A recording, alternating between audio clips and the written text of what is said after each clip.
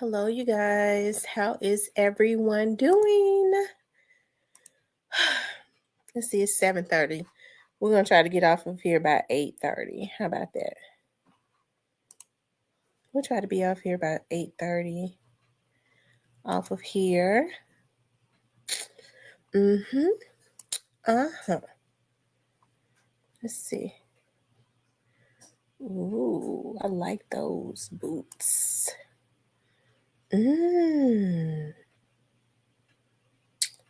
Girl.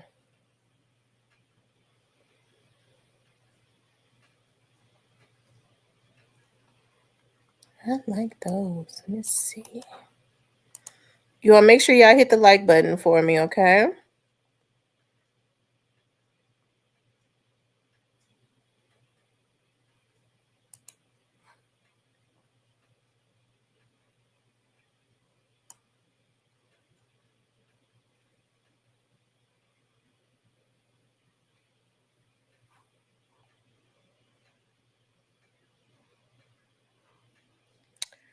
As y'all come into the room.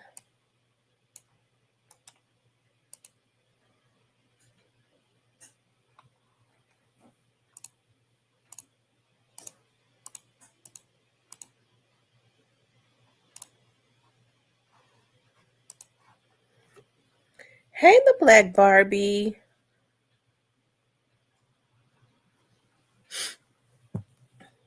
I'm gonna let everybody start getting the notifications. How's everybody doing? They haven't sent out the notifications because I normally get the notifications on my phone. My phone will go off when they start sending out the notifications, so they're going out slow.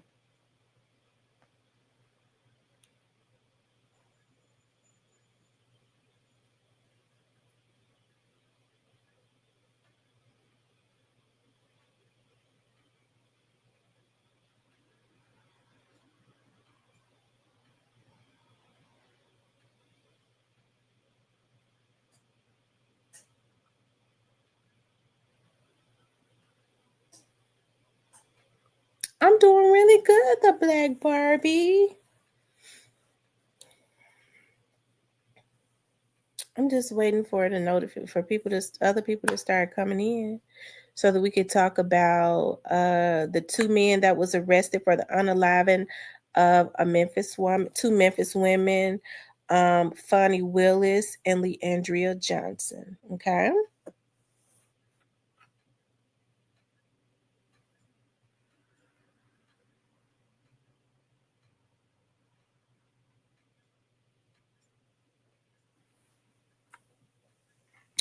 I do. I feel better too. Like I said, I've been drinking a lot of like hot tea.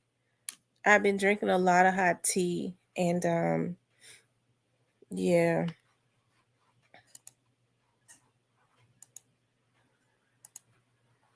with lemon in it and all of that.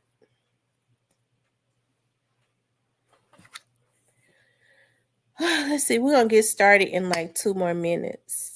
I wanted to talk about the two men that was arrested for the unaliving of the two Memphis women. And why you call me nasty? Hey, Yolanda.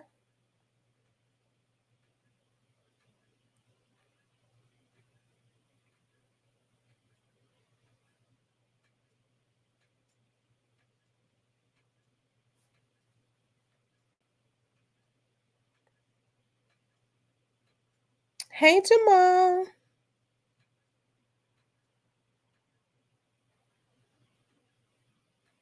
Oh, Lord. Oh, you know I'm telling the truth. You already know I'm telling the truth. So, Mr. Parker, don't even, you know I was telling the truth.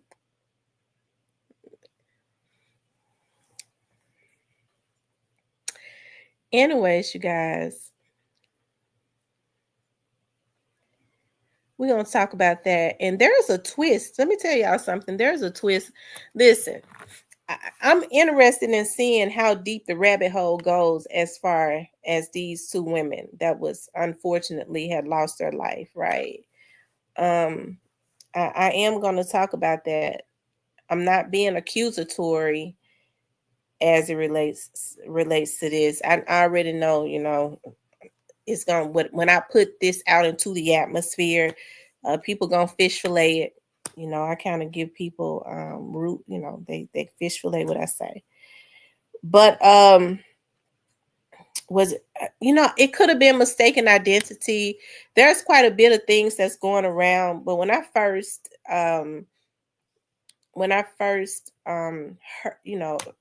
heard about it, I was like, wow, that's weird. It's almost like it was a hit or something, but I don't know. It could have been mistaken identity.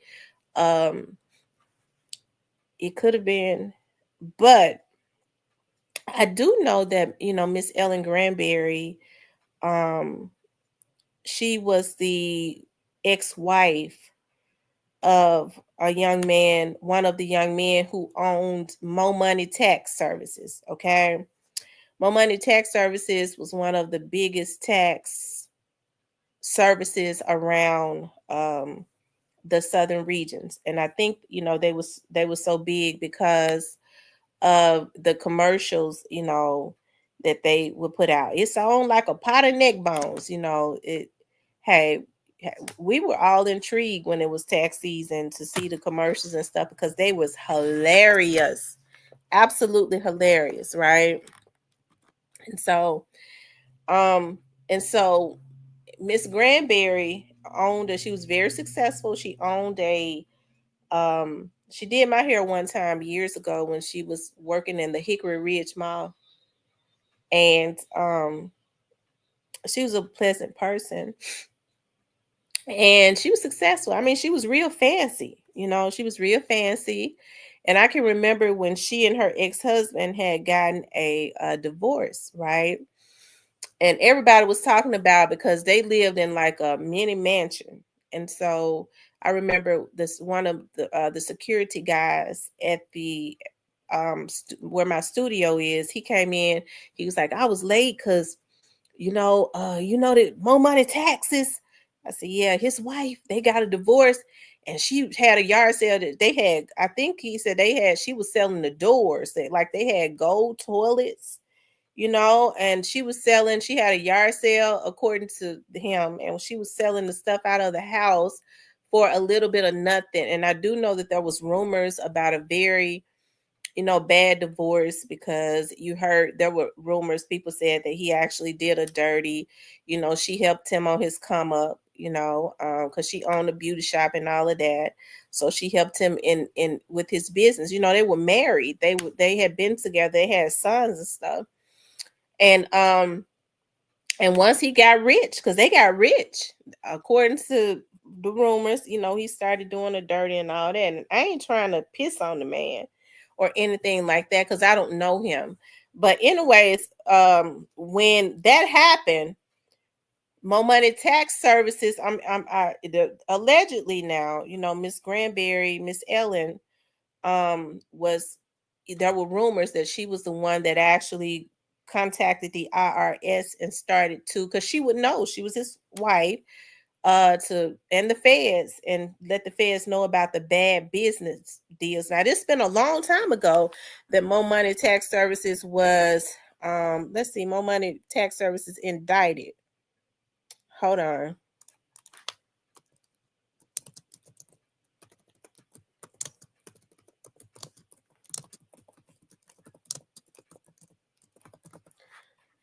This was back in 2016, okay? Now they did some prison time. So they did do some prison time. It says Mo Money tax return prepared sentenced to prison for conspiracy to defraud the United States and filing false tax returns. There was all of this. Now it was alleged that Miss Granberry, of course, it could be true, it could not be true. They was going, it ain't no fairness in war. You feel hurt and you've been with somebody when they ain't had nothing. You brought them up because she had a successful shop, and then when they get rich, they become more appealing to the women. Okay. And of course, it is alleged that she was the one that hooked the feds on to. She told them where all the skeletons were. that they was filing false returns. They was allegedly stealing social security numbers of children, um, making up all types of stuff, right? So that was a really big thing. But they said Miss Granberry was the one that told them where all the skeletons was, right? Now there are rumors, that some more stuff was going on, but I'm seeing these men because I do know now her ex-husband is remarried. Just let me say that the ex-husband is remarried and he's into, real estate and all of that now, it looks like to me. He has a baby, a younger, wife and all of that. And I think he's been married now for a while. But rumors and stuff, people rumors and stuff start to circulate. Now I'm looking at that they went in More Money Tax Services, they went and did their time. That's what they're saying. They went and did their time. Jeremy Blanchard, Eric Pittman, both in Memphis, were sentenced to serve 70 and 33 months in prison, respectively, to be followed by 3 years and 1 year of supervised release. Okay, let's see.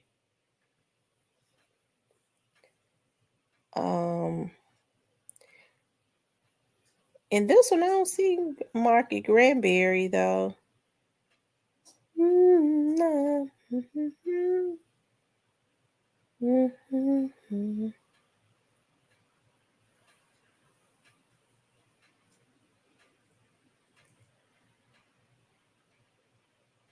Okay. Anyways, hold on. Ciao. Anyways, it was a lot of that went on. Hold on.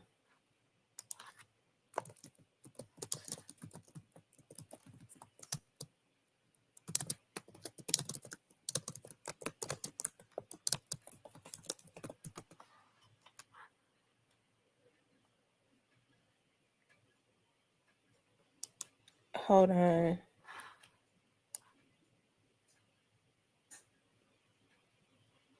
It says a federal court in Memphis, Tennessee permanently barred the owners of More Money Taxes, Marky Granberry and Derek Robinson, as well as a former More Money manager, Umora Reeves, from preparing tax returns for others and owning or operating a tax return preparation business. The Justice Department announced today the civil injunction order, to which Granberry, Robinson, and Reese agreed without admitting the allegations against them, was signed by the judge. Okay. Anyways, it was a big mess, right? But I do know their divorce was awarded roses. Now there are a lot of rumors that's going around, and it looks like this happened back. I know it was a while ago. It's saying back in 2013, which would have been way over 11 years ago. So the rumors that are going around now, I don't know. Rumors start to circulate when people are because her husband has been out of, I believe he did do some time, but he's been out for a long time.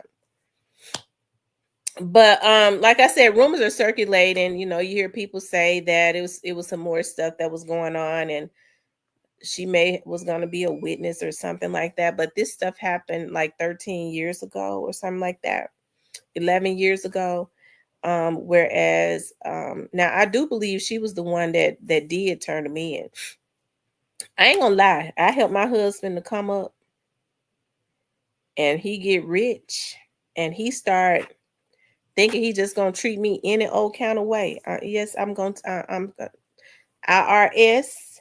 My husband, he okay. You go rebuild when you get out of jail with that over there. Okay. Yeah, I mean anybody is subject to do it. Okay, I don't know. Sometimes I don't. It depends on how I feel. I might not have the energy for it, right? But hey, you can never tell a person what to do when they feel. We don't know what went on. They feel like they've been done wrong, right? So, anyways, yeah. So there were rumors. Somebody that knows her very well, that I know, says that she had a conversation with her, and the young lady has said, I feel like it's a hit on my life now. That's what that person said. I don't know. But I mean, it could have been mistaken identity. Like, it's so much stuff that's up in the air right now because you hear them saying, there was a rumor I was looking at of where people have been saying on social media that, she was getting ready to testify, be a witness as it relates to that Mo Money stuff. But I'm looking at that Mo Money situation, and that happened way over 11 years ago, and I think everybody has paid their retribution. Right, the Fed shut them down. They did some jail time, and I reckon that's over. Right, so that's why I'm glad I pulled it up. But that's a rumor. Of course, the young lady that my family knows, that we know, says that she knew her very well, and she would. I think she worked in a shop at one time. Says that she said, alleges that she said she felt like it was a hit on her life, but hey, it could be mistaken identity. We don't know enough about it. Hell, I was going to say, I would think, they would have gotten some. Well, you can't never say what folks want to do. People are so twisted. But let's see though. Let's see something.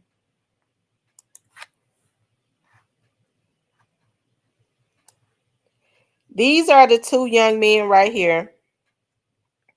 It says 2 men are in custody accused of unaliving 2 women in broad daylight Monday in Southwest Memphis neighborhood. Sharon Wilson and Ellen Granberry were shot and killed Monday on Mason Road, located near 3rd Street and West Shelby Drive. Okay.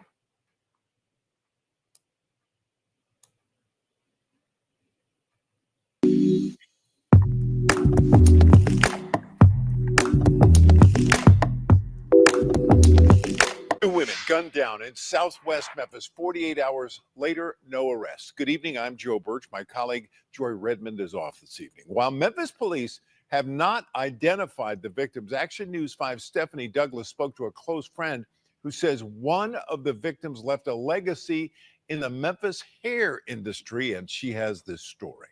We know her as Petey. Her name is Ellen.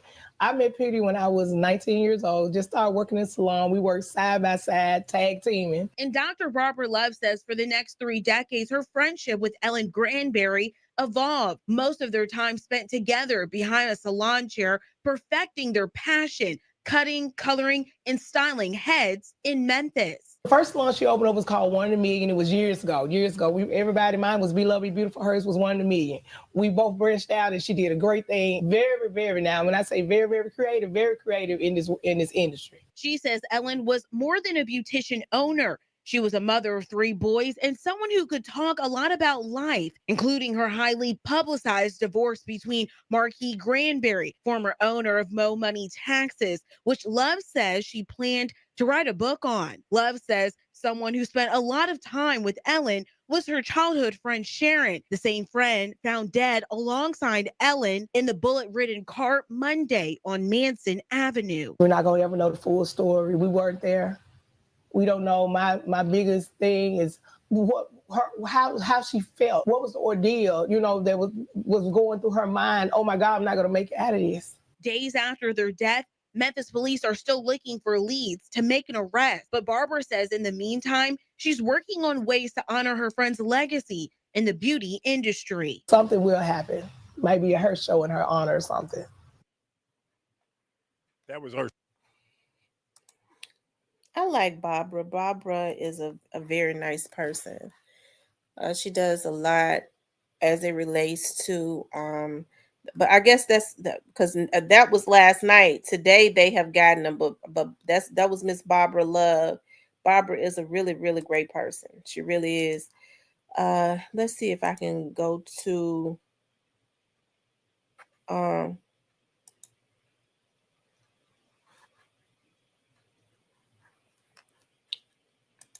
I guess I'm gonna have to go to, hold on.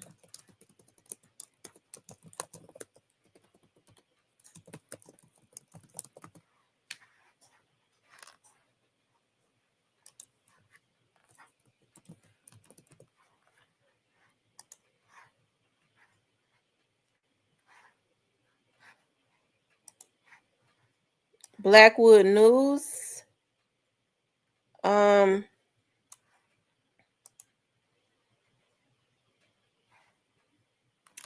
Blackwood News had posted it. I saw him post it first.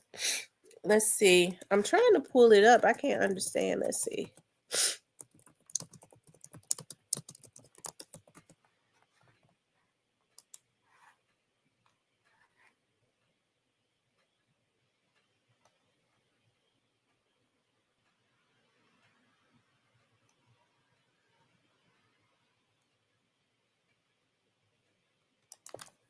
Hold on.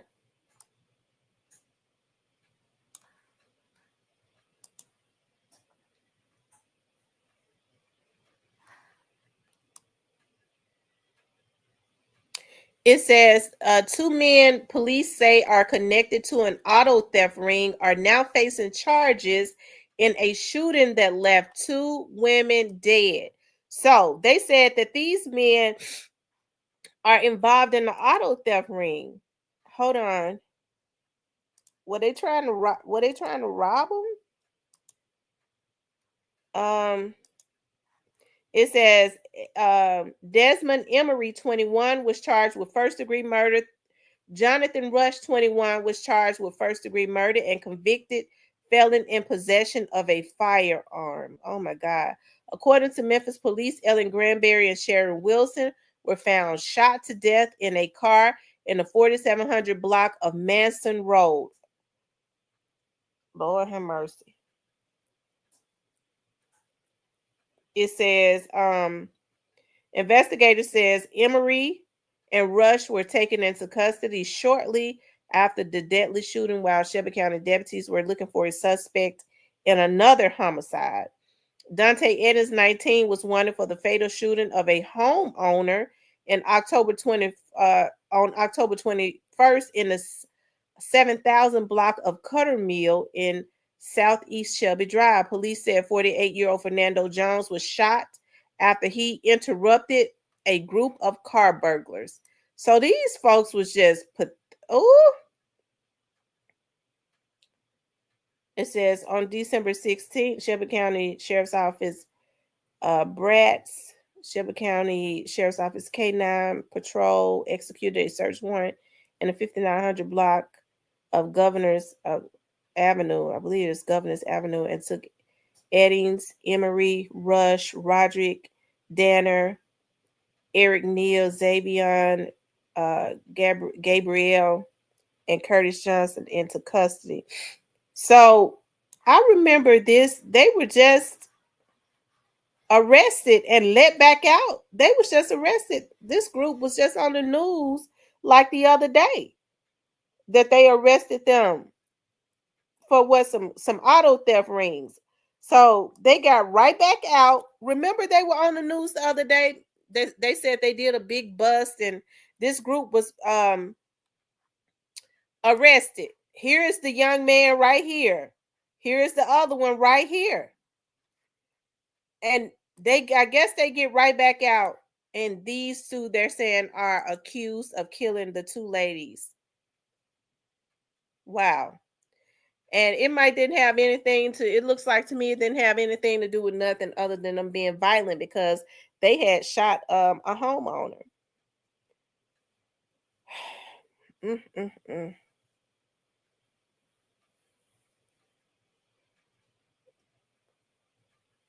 But it's going to be interesting to see or to hear what, everything,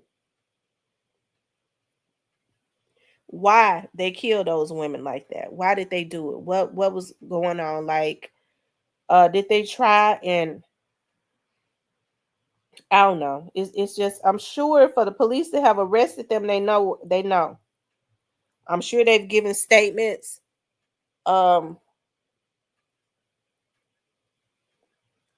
It's going to be interesting to see or no. Hey, Tamara and everyone. Didn't get the notification, but the football game is on. Something said, check to see if you were on. I don't know why I always come on when the football game on. It's just really weird. I don't be even knowing that it's on. I guess I got to start knowing when the football game come on. Let's see. Hold on.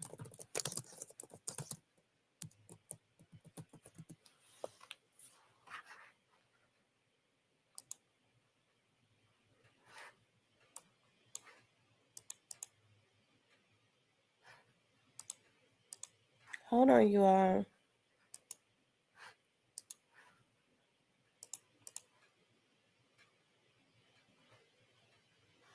Let me see.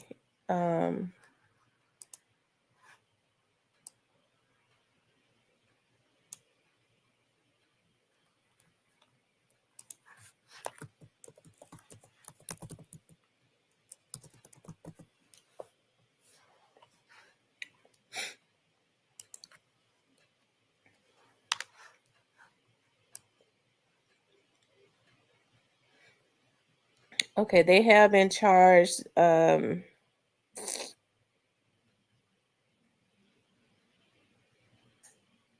Oh, wow.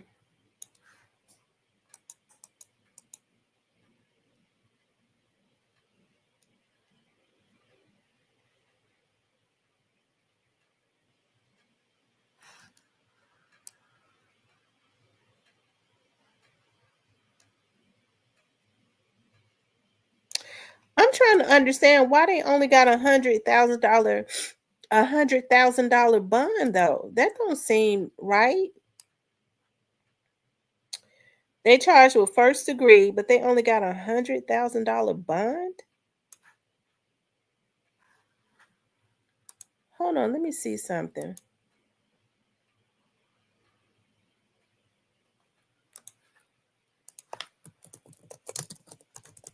Y'all, this is why these folks do what they do. They don't even supposed to have a bond.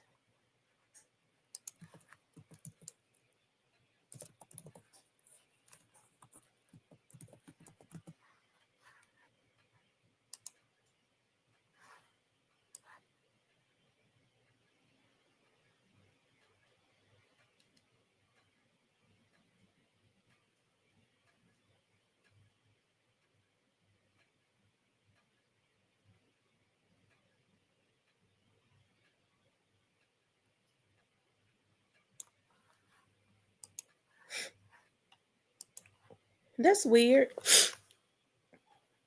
Could it be that they weren't the shooters, but they are part of the group that was? They was there. I don't know. It seemed like to me they would have went and got the ones if that was though. It's really weird. Let me see something.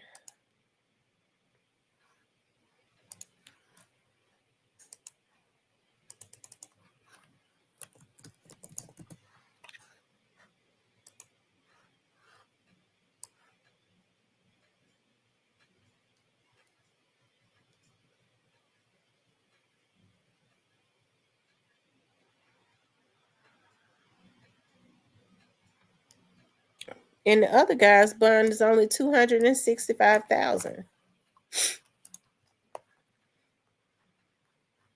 If they've been charged with murder, why do they have a bond?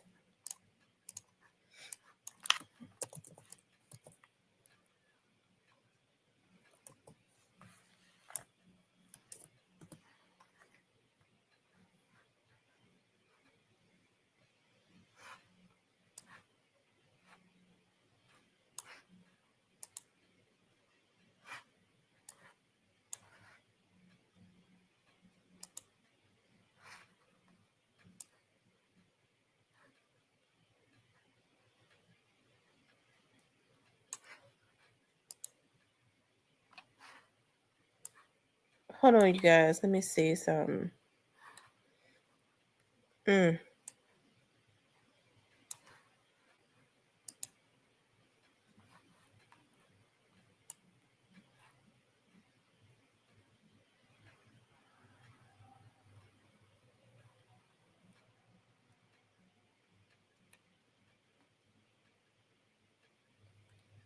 Hold on, y'all. I'm looking at something. Is it Jonathan David Rush? Hold on.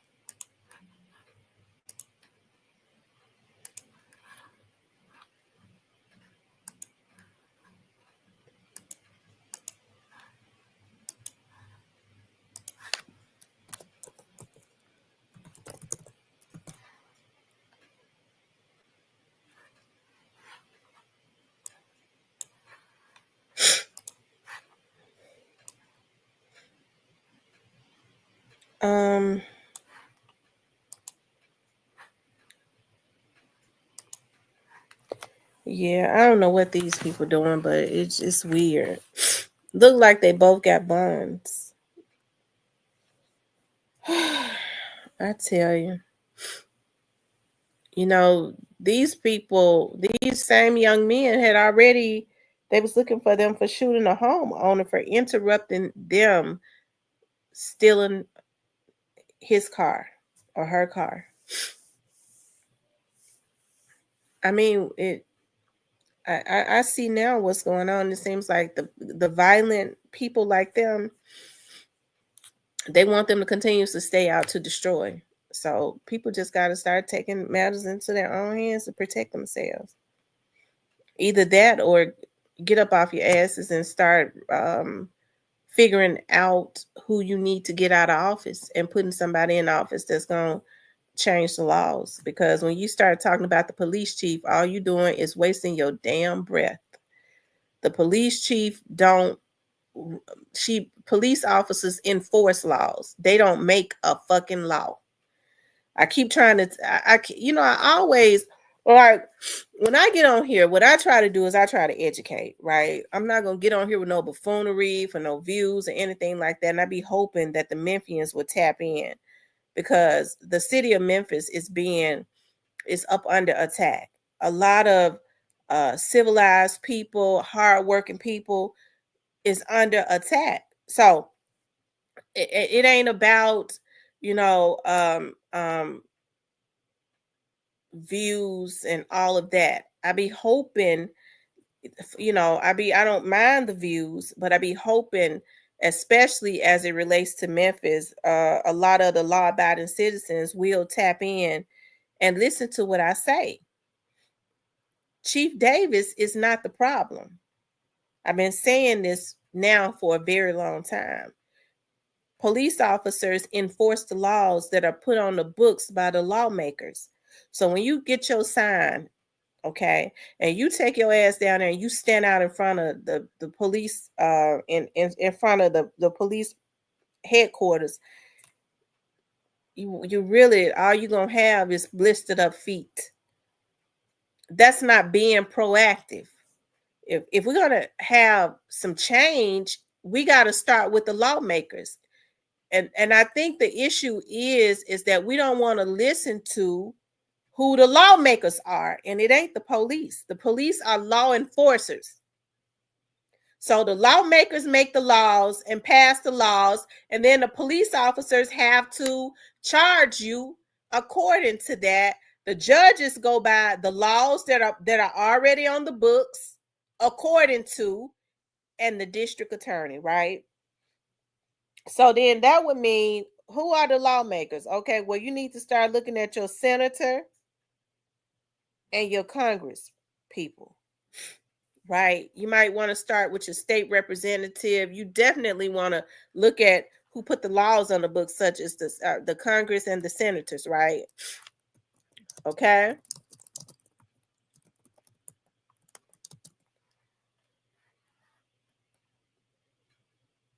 The legislators. It says lawmakers, also known as legislators, are people who write and pass laws. They are elected by the people. Appointed or hereditary lawmakers are members of a legislature, which is the legislative branch of government responsible for making laws. Now, who would that be? Okay. Your congressman or your congresswoman. Okay.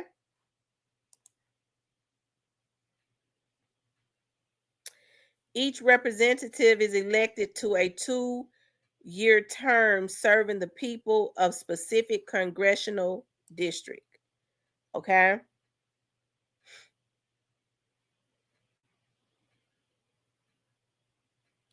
Your senators.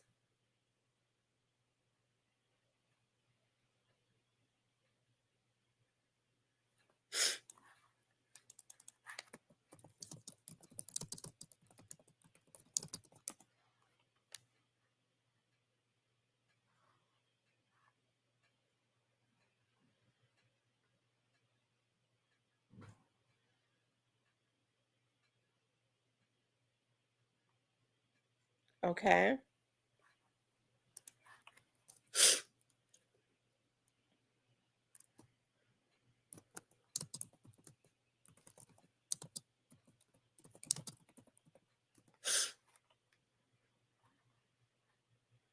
Senators can write bills which are proposed legislation along with their staff. They introduce bills, stuff like that, okay?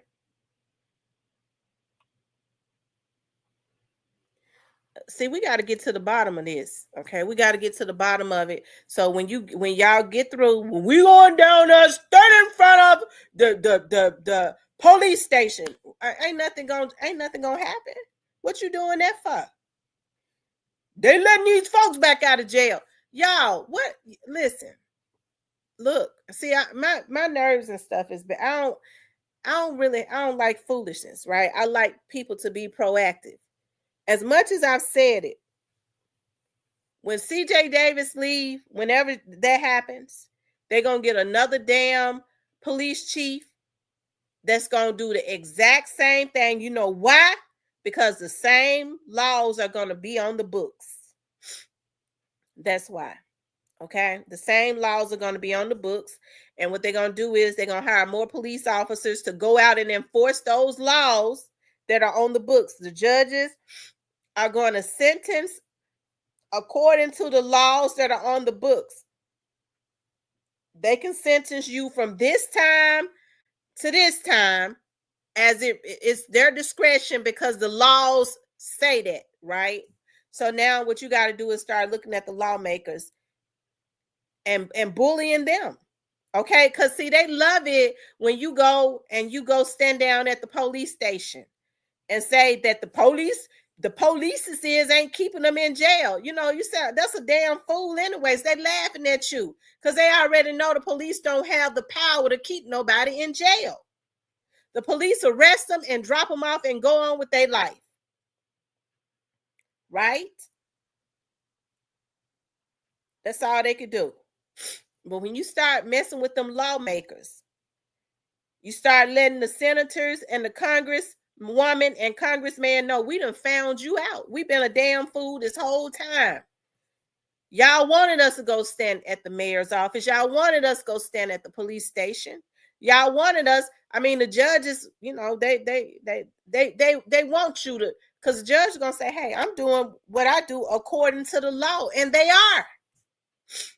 The law permits me. This is what is on the books. And the law permits me. It is at my discretion to do what is ever on the books. But when you start going and you start standing at the door of your congressman, which is the law writer and the lawmaker, your representative and your senator, you're going to be in the house for real. And you're going to start getting some stuff shaken. And then you are not going to see a revolving door as it relates to these criminals. Okay? And so when the laws are changed and somebody go and do what these dudes did to those women, you're going to put somebody into office that's going to change the laws, whereas when they kill somebody, they don't get a bond at all for murder. You ain't getting no bond for nothing that heinous. And the judges, they're going to stand in front of the judge, and according to the law, the judge is not permitted to give him a bond. It's time to start being proactive and stop being like a damn goat or a sheep or whatever it is they say that's dumb. What is it they say dumb, a sheep or a goat? Okay?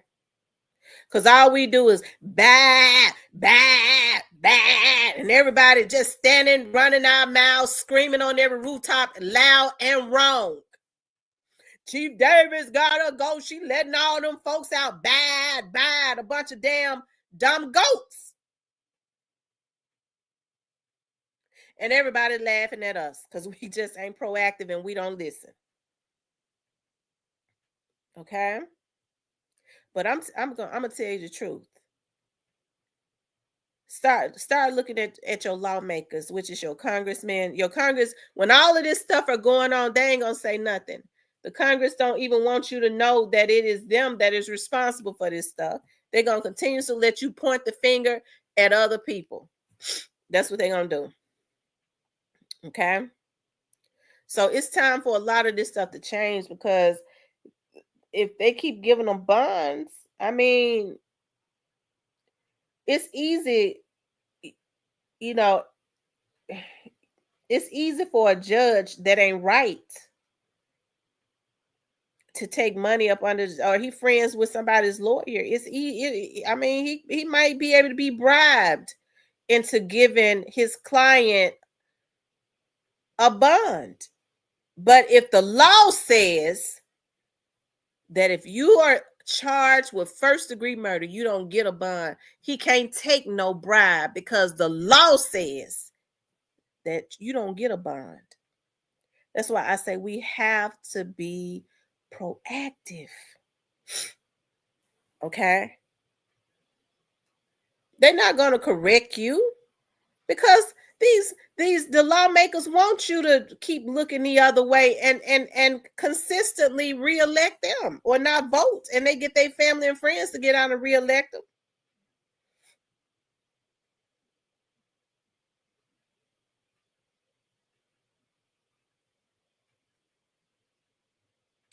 Right?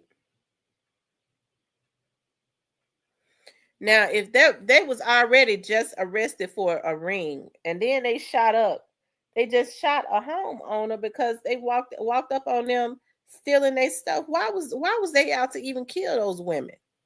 And now I'm looking at it now, they got bonds and they're charged with first-degree murder and got bonds. Is something wrong with that?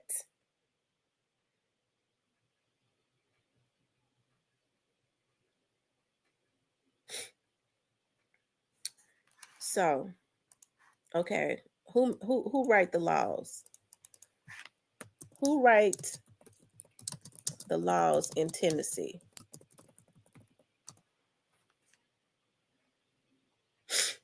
The Tennessee General Assembly, also known as Tennessee Legislature, is responsible for writing laws in Tennessee. The General Assembly is made up of two houses, the Senate and the House of Representatives.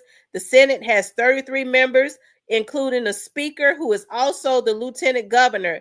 The House of Representatives has 99 members, including the speaker.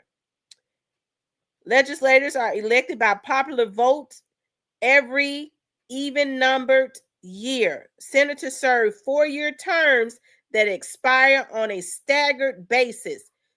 Okay. I don't even think senators' terms are limited.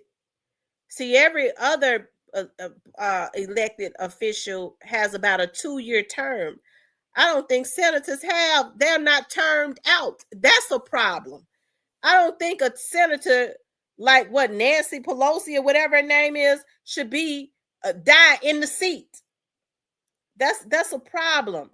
Power corrupts. When you start sitting somewhere, you know they're gonna elect you for 100 years. Power corrupts. They should not be there for that many terms, right? Now, okay. So now that we know, okay, in Tennessee, as in other states of the United States, the laws are made exclusively by one of the three separate branches of state government known as the legislative branch.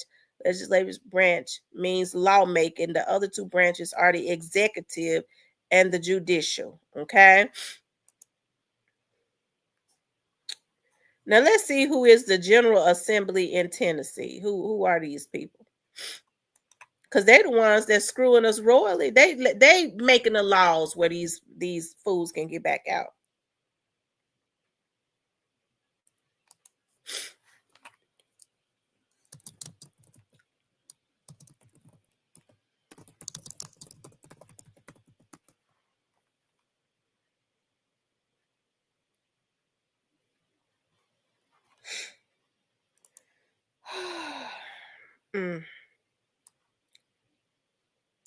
Hold on.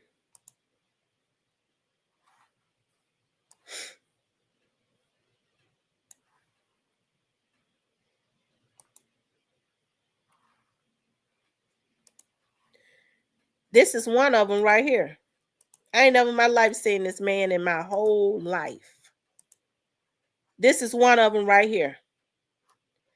Senator McNally, Randy McNally. He's the lieutenant governor and speaker of the Senate. I ain't never in my life heard of that man, but he keeps getting elected. Okay. Let's see. See, we getting somewhere today, ain't it? So now we're not gonna be like sheep, right?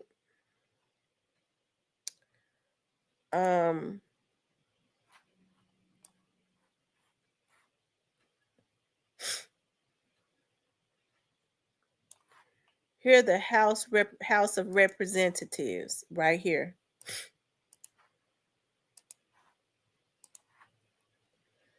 Rebecca Alexander, Fred, I don't know what that's, Actually, Jody Barrett, Charlie, is that Charlie Baum? I can't pronounce all these names. Afton Ben, Clark Boyd, Rush Bricken, Shondell Brooks, Gino Busso, Jeff Burkhart, Ed Butler. These are the people.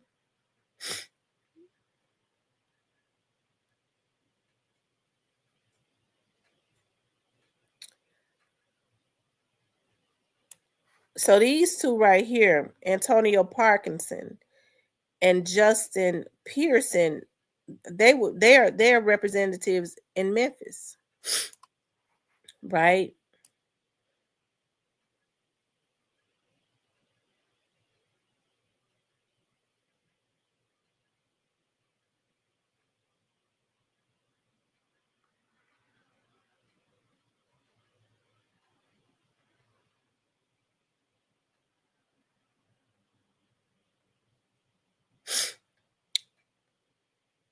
Tory Harris, he's a representative for Memphis.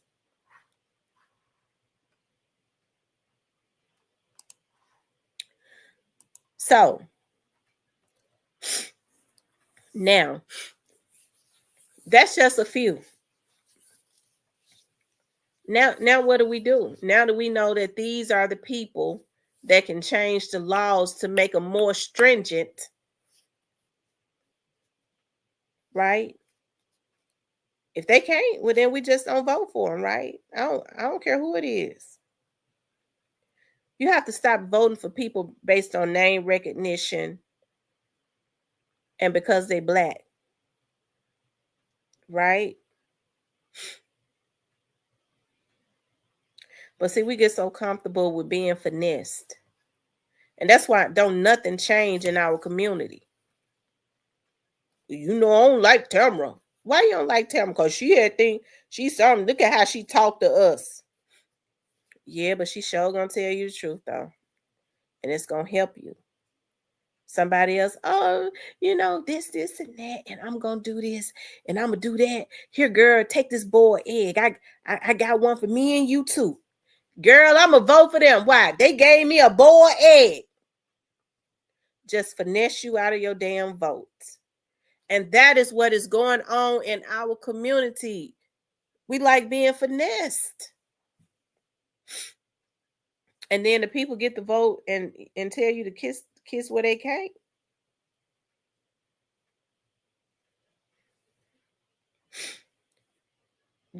You know, I'm trying to understand why we have so many black politicians that represent Memphis, and Memphis is in the state that it is in. And it's got more black representatives and politicians than anything. Why? You mean to tell me all these black folks that came out of these hoods can't do nothing? Now, I will say this. There's a politician named Charlie Caswell, and I got into it with him one time. But I'm going to tell you something. He showed doing something for that Fraser area. I got to get that man that. They're getting a new school built and everything. Right?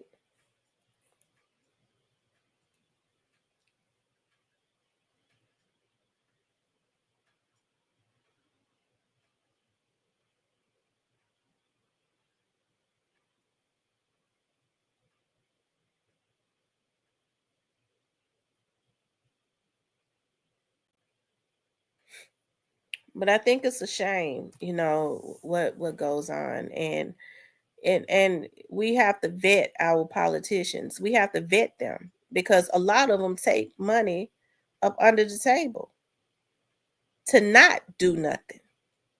They don't give a damn as long as they line in their pockets and putting some up for their kids and they wives and they wives and they first family and they second and third family.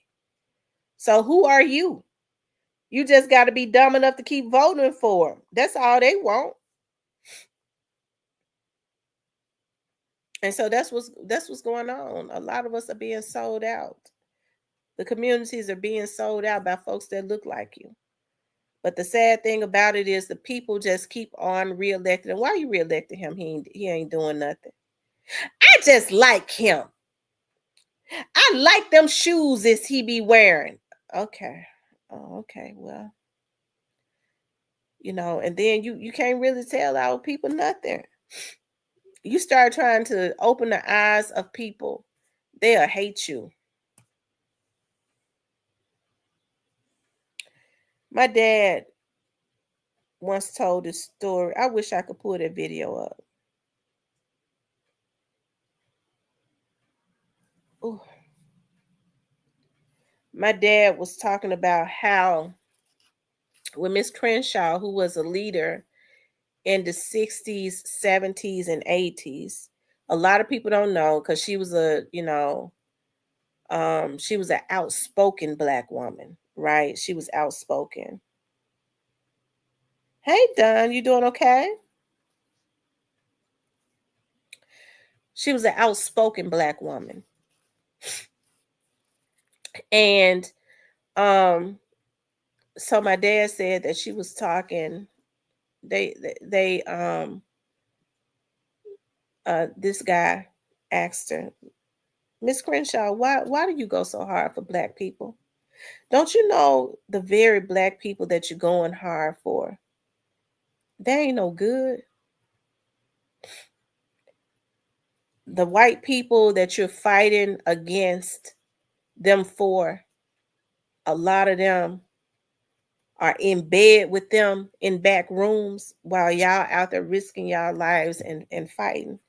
What a video at my dad was talking about that. Because I got a video of it. And so my dad says that Miss Crenshaw told him that the guy said, I tell you what, I'm going to take you through the back door of City Hall. And that was, the guy name was Loeb or something. And I'm going to take you through the back door of those meetings. And I want you to see what's going on in these rooms. These people that claim that they fighting for Black people, that they're so much for the Black community, they're selling out their community. They double crossing you and they're selling out their community. They in bed with these white racists that's holding the Black community back.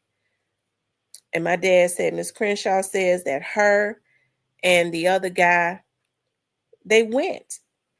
And she said they got to that meeting. A lot of the women that was talking about, we fighting for our community. This white guy was feeling all on the Black women, and they was talking about just selling out the Black community in bed with these racists, literally, that was stealing from the Black community.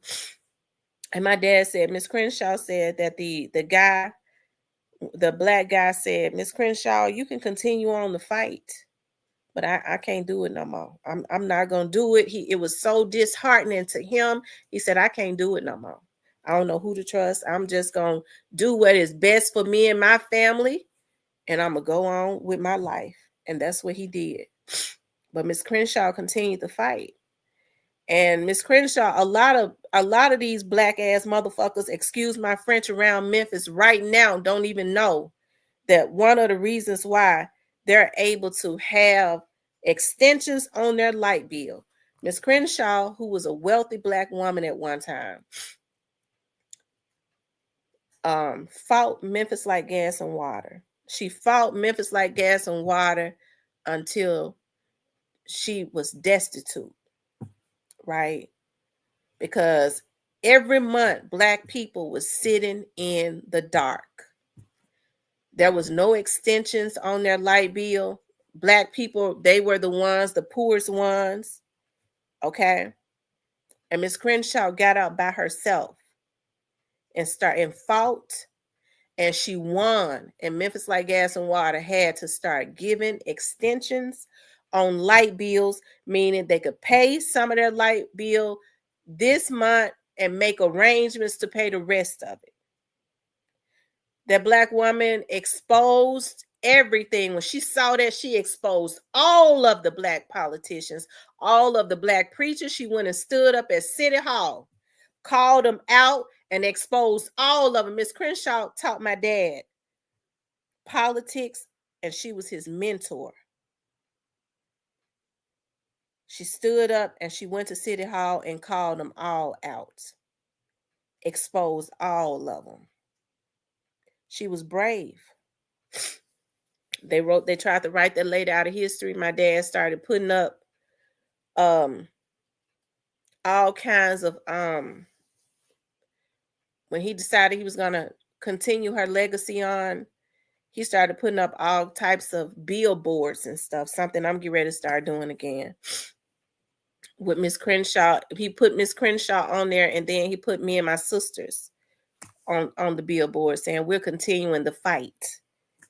The modern day fight, the legacy and the fight continues, right?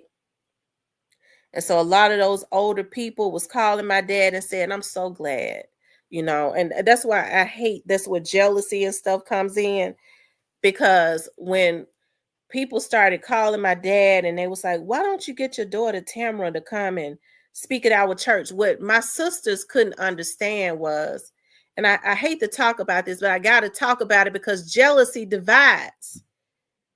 My sisters and them are quiet church girls. They first ladies.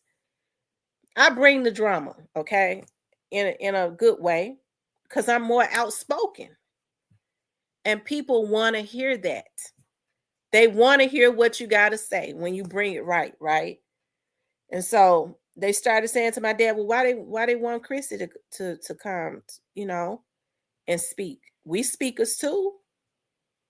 I mean, they just all of this division. It's really, I hate that so bad, right? But anyways, I'm not going to even talk about it no more because it bothers me so bad, because it's a hurtful thing, and I try not to cry about stuff that you could grow up with girls that hate you because of jealousy, because they feel like my dad invested more in me. And it's extremely hurtful because I never thought that my sisters would hate me. I never thought my sisters, girls that I grew up with, would hate me like they hate me. I never thought that they would. And it's hurtful.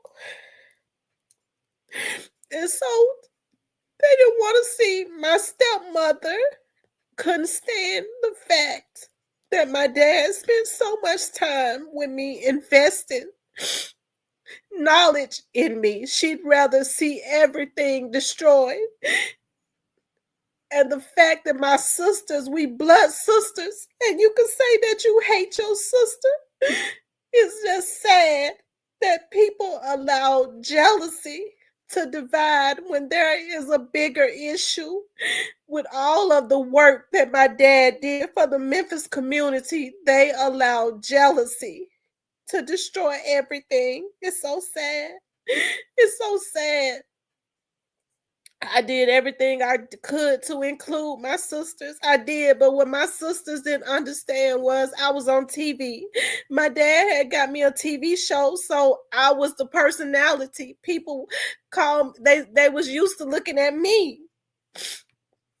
I involved my sisters in everything. I involved them in everything. They couldn't understand that, right? But anyways, Miss Crenshaw taught my dad my politics. And my dad told me 10 years ago, everything that she taught me, I'm going to teach you. And then what I teach you, you teach your sisters. They couldn't, one of my sisters was okay with it, but my half sisters hate me.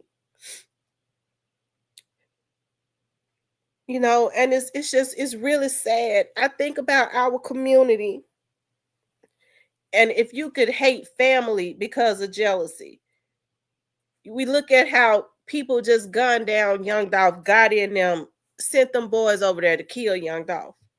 They weren't even related to him. If you could have family that could hate you because of jealousy, our community, jealousy is a sickness that destroys.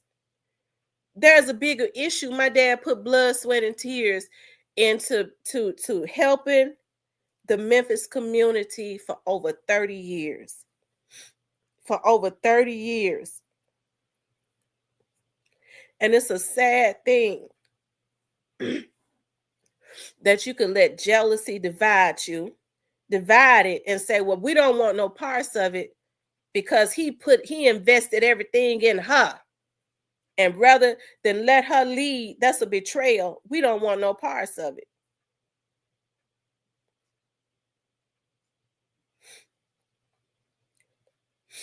So Miss Crenshaw, they tried to write her out of history. And she was a major component of the civil rights movement. Each and every time that Dr. King came to Memphis, when they did the movement for the strike for the sanitation workers, Miss Crenshaw got Dr. King to Memphis. They don't give her the credit for that. He stayed at her house. And it's something because when Miss Crenshaw started getting sick, she was a good writer. She was so educated. She gave my dad everything, all of her notes, everything. And she told my dad to keep them, make sure he referred from that. She told my dad about how Dr. King is so sad. We've always been divided. How Dr. King, when he would stay at her house, how troubled he would be because he knew that he had people in the camp that was betraying him. Now you got a man that shed blood for our community to not have to ride on the back of the bus. He was in the very front, and you had people, even though he was in the front and he lost his life, you had people that was working behind the scenes, even though it was for the betterment of the future of our people, that was working behind the scenes to set him up and to betray him. She said that man was troubled. Now, this was a lady that had conversations with Dr. King. He stayed at a house. She drove him around when he came to Memphis. And this is a lady that they write out of history, try to write out of history, and did, basically, until my dad pushed to get her written back, to remember her, because she was unbossed and unbought, right? She was brave. And so they don't want a Miss Crenshaw, they don't want a Miss Crenshaw because they don't want young women to be able to refer to somebody like Miss Crenshaw, to stand strong and be proud and be unbought and unbossed and be classy with it. They don't want that. They want them to be able to refer to a Kim Kardashian where they can say, break a nigga, break him. I'm taking off all my clothes and shaking my ass. Right? That's what they want people to see when they see African American women, right?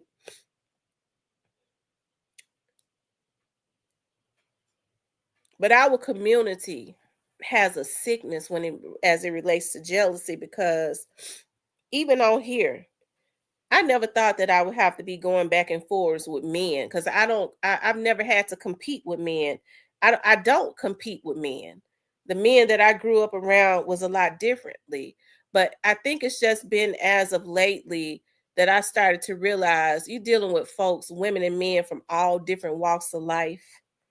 A lot of them, they just, their life was different than mine. Because I used to go with dog, I grew up in the projects. I think I can relate, but I can't relate to everybody, and I don't want to, because my vibration just don't go down as low. Some of these people been through hell. They've been through hell and they are messed up, and all they know how to do is wallow in the sewer. Some people can't do that. Some people just can't dwell in the sewer, because the lower you go down, the harder it is for you to get back up. That's the reason why when you start to get into it with some people, you go, wait, hold up, wait a minute. You can have it. I can't argue with you, because their energy is bad. They're all they gonna do. I mean, this is all they do. You know what I mean? Try to pull you into fights, and this is what they've done their whole life. Your energy, your vibration, your energy, your spirit rejects them, and your vibration just don't go down that low, right? A lot of these people are just filled with evil, right? But I always say I'm not. See, people get to talking about she was on there crying. This is my channel. Let me cry, okay? Folks be in the bushes, other vloggers, she on there crying. This is my damn channel. I cry and let snot run all out my damn nose. Don't nobody, the ones that saying it, don't buy my damn tissue for me to wipe my nose or nothing else, and ain't got no tissue for me to wipe my nose. So go on with your life and leave me alone. Let me talk on my channel, and my subscribers that like me, they can relate to me, okay? But I said that to say this: it's our community gotta wake up. What we like to do is bullshit and say, we got these platforms. I would think that we would use these platforms for something. It says you won't turn that camera on while your nose running. Now, I ain't gonna turn the camera on while my nose running. I got my tissue, so I'm wiping my nose. I'm trying to keep from blowing it, okay? Because I don't want to blow it while I'm on here with y'all. But we got to do better. I think that's one of the reasons why I take it so personally.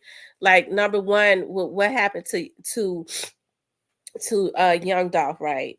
It bothers me, because I understand what jealousy can do. I don't believe that my sisters would ever be evil enough to. I don't guess they would want to kill me, physically, but they wanted to kill everything else.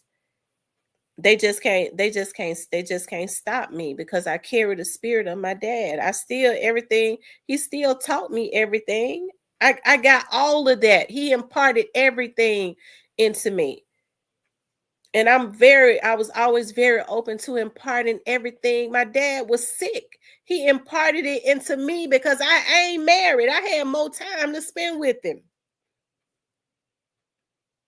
And he told me, what I impart into you, you put into your sisters. And they hate me for him doing that.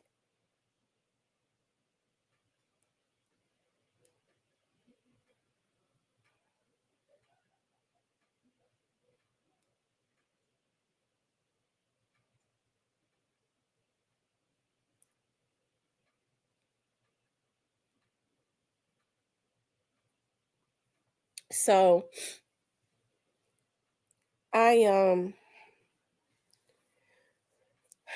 but our community got to do better. Our community got to do better. One of the young men over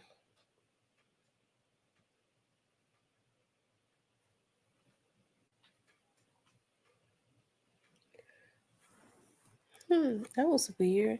Says we thank you, positive vibes. Thank you, Don Brixby.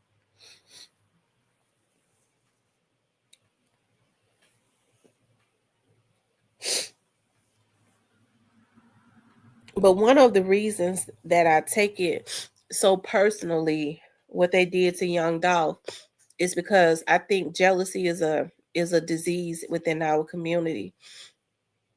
Young Dolph was killed because of jealousy. Every police officer, every investigator that I know, And I would talk about Young Dolph's case, and I would, talk about what I could talk about. But now it's basically a lot of stuff is already out there. But every police officer, every investigator, every one of them that I ever knew, right, they'll tell you that Young Dolph was killed because of jealousy. And so that's the reasons why, one of the reasons I was like, dog, it's a darn shame. That's why I never changed that. Every law enforcement officer know that they killed that man because of jealousy. It was greed and jealousy.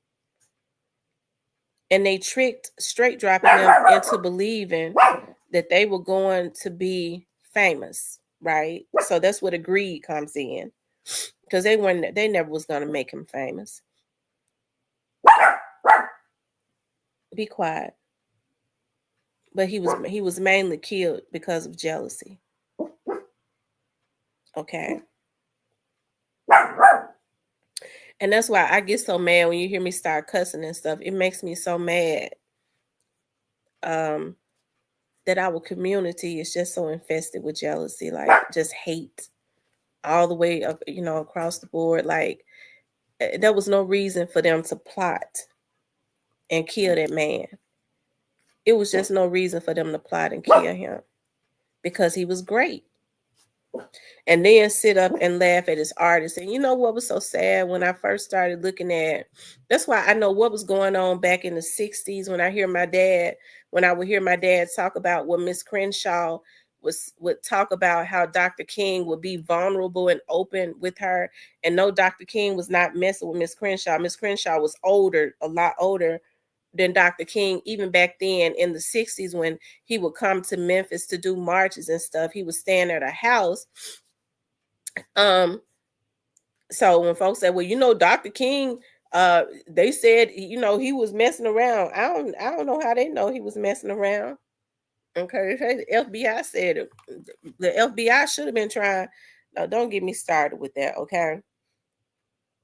But my dad said, when my dad would talk about how Miss Crenshaw would talk about how vulnerable Dr. Martin Luther King was with her when he would come and stay at a house, and how it bothered that man to know that he already knew that that the white people wanted to kill him, but that his own people that he was going to end up shedding blood for the future of their generations would be working to try and hurt him, right? Because of their jealousy.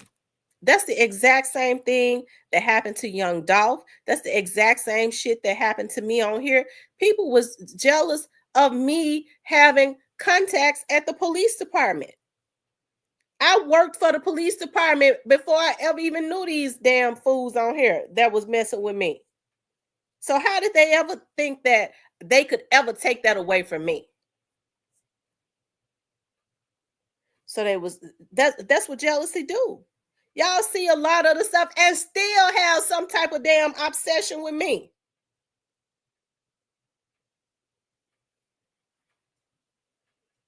Because when you can't leave people alone, it's a unhealthy obsession, right? But they gunned that boy down and they killed him. And when I would be asking in the very beginning, before I even started blogging on the case, why did they kill Young Dolph? From what we could see, it was jealousy. Nothing. It was jealousy. It was jealousy. That's all that they could ever see in the very beginning. It was jealousy. And it's a damn shame that a man lived for 36 years, right? Getting ready to really do something for the Memphis community. And I gotta say this, because when I was riding today, I was riding and I was praying, okay? Because when I'm riding, that gives me the opportunity to start really praying. And I was riding and I was praying, and I turned on the radio and I was listening to the young lady on the radio, and she was talking about Glorilla went and gave $25,000 to Melrose, her high school, and she bought some land. And I said, I'm happy that Glorilla is happy to do that.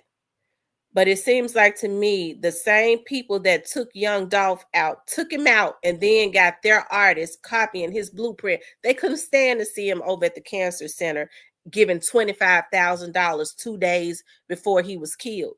If he had been alive, I'm sure he would have gave a lot more, right? He was over there 2 days before he gave $25,000 to the West Cancer Center. Right? He was out there giving away turkeys. You try to copy his blueprint with your artist, but you couldn't stand to see it. And then you kill him. Right? And what's so sad is we turn around and we have people, because of their evilness and their jealousy. Well, they try to justify what they did to them. Well, when you talk like that, when you say something, you talk about somebody girlfriend, then that's what they do in the streets. That's the reason why we got to have more lawmakers, right? So if them laws on the books, them motherfuckers ain't gonna be too quick to pull them triggers like that, right? Oh, he said something I don't like, we gonna put a hit on him. He got to know that he gonna get the death penalty, right? Because see, I'm gonna tell y'all something.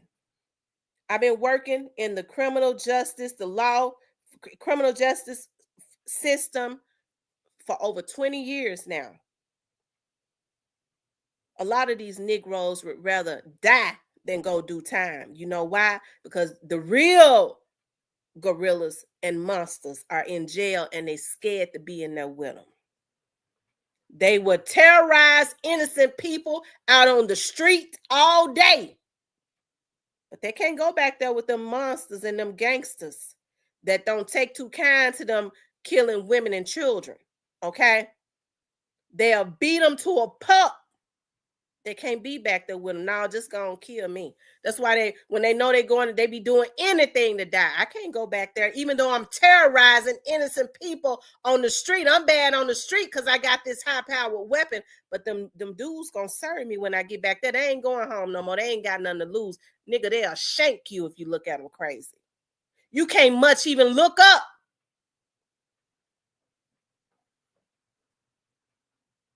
Right?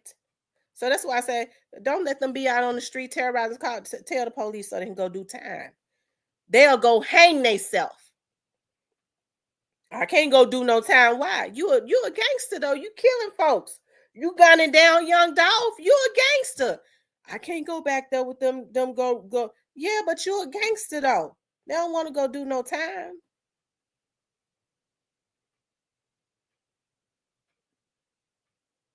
They don't want to go do no time. They rather die. Right? So when I get to saying, don't let these people terrorize and be on the street and say, well, I ain't no police. That ain't being no police. That sometimes that's the best way you can punish them.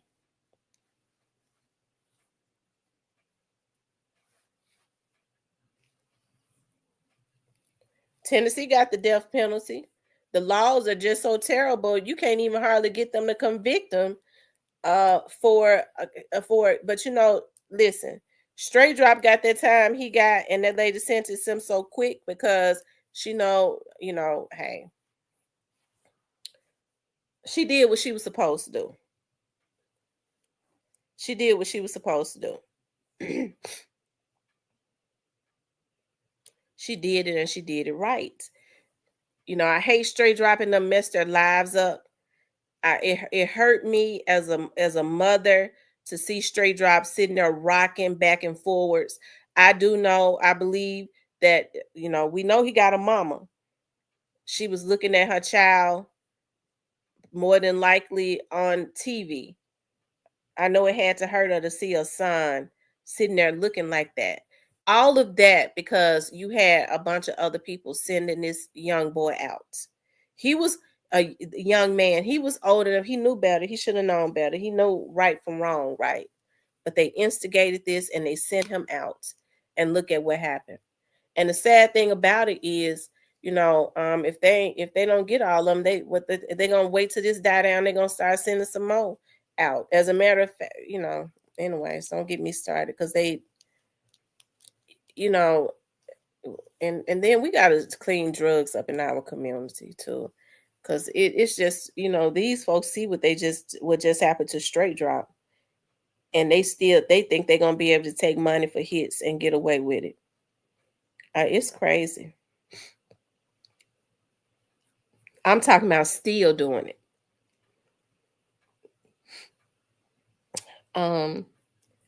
G Money says it's more to being a gangster than just being a killer. Yeah, it is. And I don't understand how women even deal with men that brag about that they're a hitman or a killer. I don't understand how. Because number one, you sitting up talking about you somebody's hitman, that's a betrayal to your family. You sitting up putting yourself and your family in a position where there's going to be some type of retaliation, or you got to go away for a long time. That's a betrayal to your family. That's a betrayal to your family to be somebody's damn hitman. If a man got a problem with somebody, how come he don't go knock that chip off his shoulder? He don't do it because he think his life is too good for that. I can't go do it because I can't go do no time because I got to be out here flogging and faking and all that. Okay. I gotta live my life up. Even though I got an issue with Young Dolph, I don't want my hands to be dirty because I'm too important. I send the damn fools out who life don't mean nothing.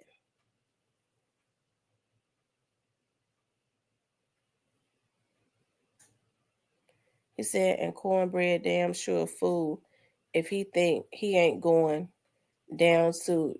Yeah, Cornbread gonna get a lot of time. I don't know how much he gonna get. She might probably gonna give him life. But he gonna do a lot of time more than likely. That's what I would think he's going to do. She may, there may be some consideration for him talking, but probably, I don't know. I don't know. All I can do is speculate like everybody else.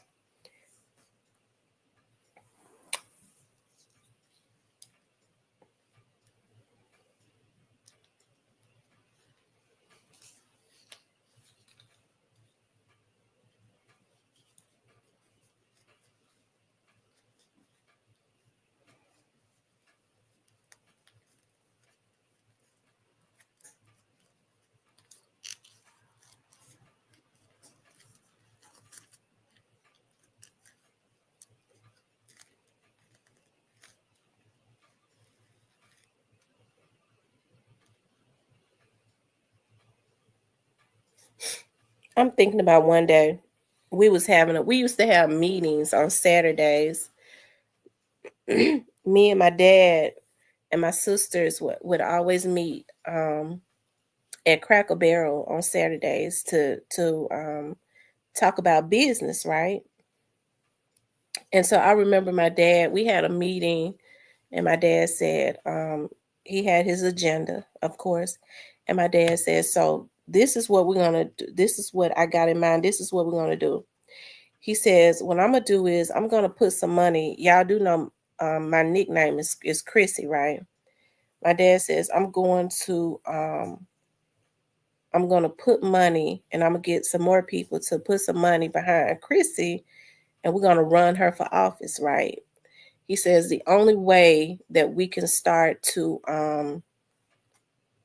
for our communities to start we start turning things around in our communities is to start vetting our politicians and raising up newer politicians that's going to do right, because a lot of these old ones are corrupt, right? He says, I think that's going to help all of our people as a whole, right? He said, I'm going to talk to some people, and we're going to start vetting the newer people, right, that's not corrupt. And he said, and your sister is one of those ones that we're going to put money behind, and we're going to run her for office, and we're going to figure out what position we're going to run her for. We're going to get her ready for it and run her for it. And I thought my sisters was going to say, oh, wow, Dad, that's a good idea. One of my sisters, I'll never forget, one of my sisters said, how are you putting money behind her and running her for office? How is that going to benefit any of us? I couldn't believe it. It's a lot of stuff that even though I'm outspoken, it's a lot of stuff I didn't even respond to that. I couldn't believe that my sister said that. How are you getting behind her, putting money behind her? How is that gonna do anything for us? How is that beneficial to us?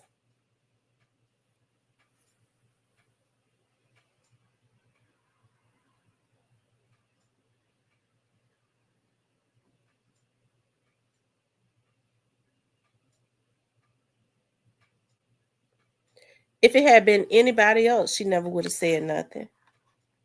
If he had said, "This is Blojo, a young politician that's not corrupt. We get ready to start vetting our own people for the city of Memphis that's not corrupt and imparting the right types of values in them," never would have said a word because it was me. How is that going to be beneficial to us? Why why are you going to put money behind her? How is that going to be beneficial to any of us for you to get behind her and put money into her? It's just a lot of stuff that I think about now that just really bothers me, that I didn't say anything about, because I could really cuss a bitch out. But because they were my sisters, they were my younger sisters, I didn't say nothing.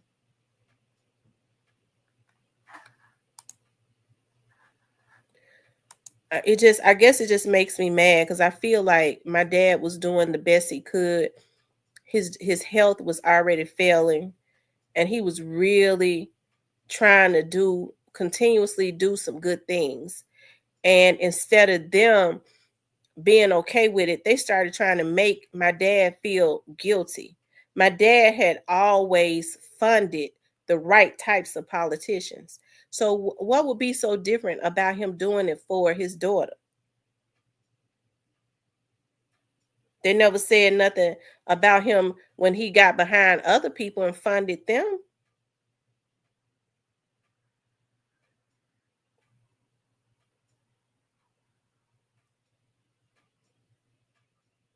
I'm the oldest child. I was my dad's oldest child.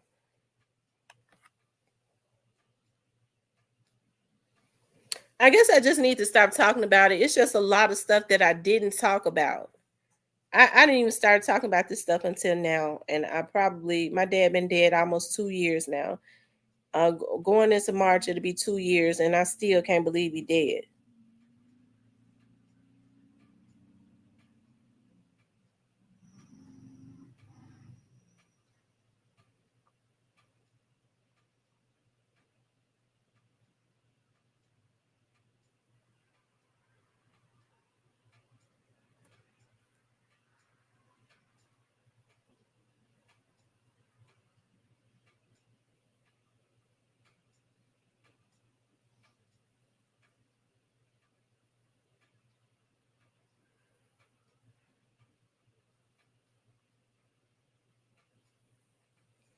I was my dad's oldest child. Of course,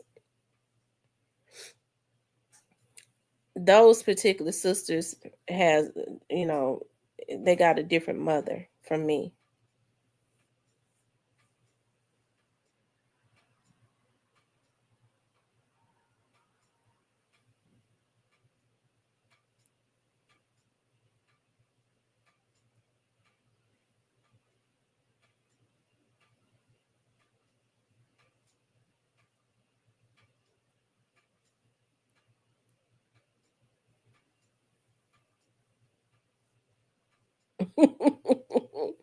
He said haters only feel emboldened to say certain things when there isn't consequences, like getting your jaw broke. Yeah, maybe that's what I should have did. I should have broke one of them jaws or something.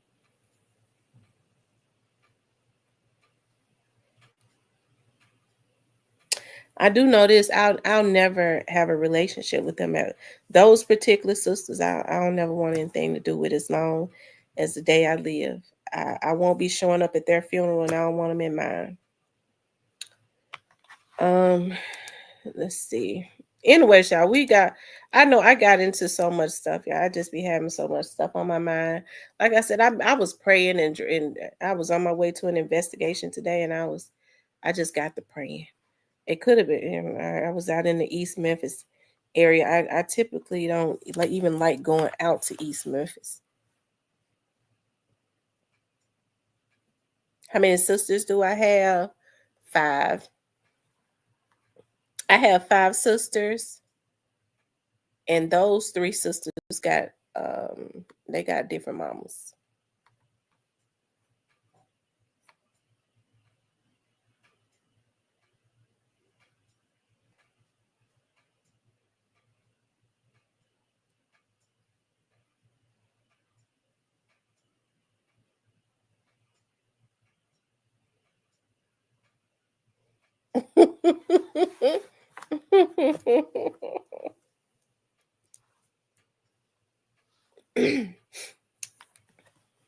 And that's another thing too that they was mad at me about. My dad, I have a sister. And she looks so much like us. I have a sister that my dad didn't even know right that he had until she was like 32 years old. And so my dad said he was sitting at work, and he said a young lady called him and was like, I was told that you was my dad. He said, no, who are you? He didn't even know, right? So my dad said that he asked her, who is your mother? And he said she told who her mother was, and he was like, well, I did have a relationship with her back then in the 80s around that time. And so anyways, they took a DNA. He said he went and got a DNA test, and he said he was trying to deal with that. Wow. A 32-year-old girl, called me and was like, and then she turns out to be my dad's, right? And so anyways, I ended up meeting her later. So anyways, when I finally talked to her, she said she was sitting at home. She was sitting at her grandmother's house, and my dad and my sisters and I we had a show, right? By this time I had brought my dad and my sisters onto my network, trying to incorporate everybody. So I was like, I was doing my TV show. I was like, why don't we just all have a TV show together, you know? And whatever my sisters got going on, we could promote what we have going on and then what they got going on too, right? And so she said her grandmother was like, that's your daddy right there. And I know those are your sisters because all y'all look alike. And so she said she was in shock. Like, really? And she said because she had thought another man had raised her, right? So anyway, she wanted to figure out, and I'm glad that my dad did give her a DNA test, but he brought her over to my studio and one day, and she was just like, wow, I can't even believe this. And he was like, well, this is your oldest sister. I mean, that's how it happened. Like, it's weird, but that's how it happened. But anyways, my other sisters had an issue with me embracing her. Don't no motherfucking body tell me what to do. My dad told me to embrace her and be a big sister to her like I was to the rest of them. So they had an issue. It's not her fault she was born. Okay, they said that she had some kind of attitude problem. She ain't never had a damn attitude problem with me. I mean, but those are I that's the type of stuff that it's just weird. Hold on, y'all.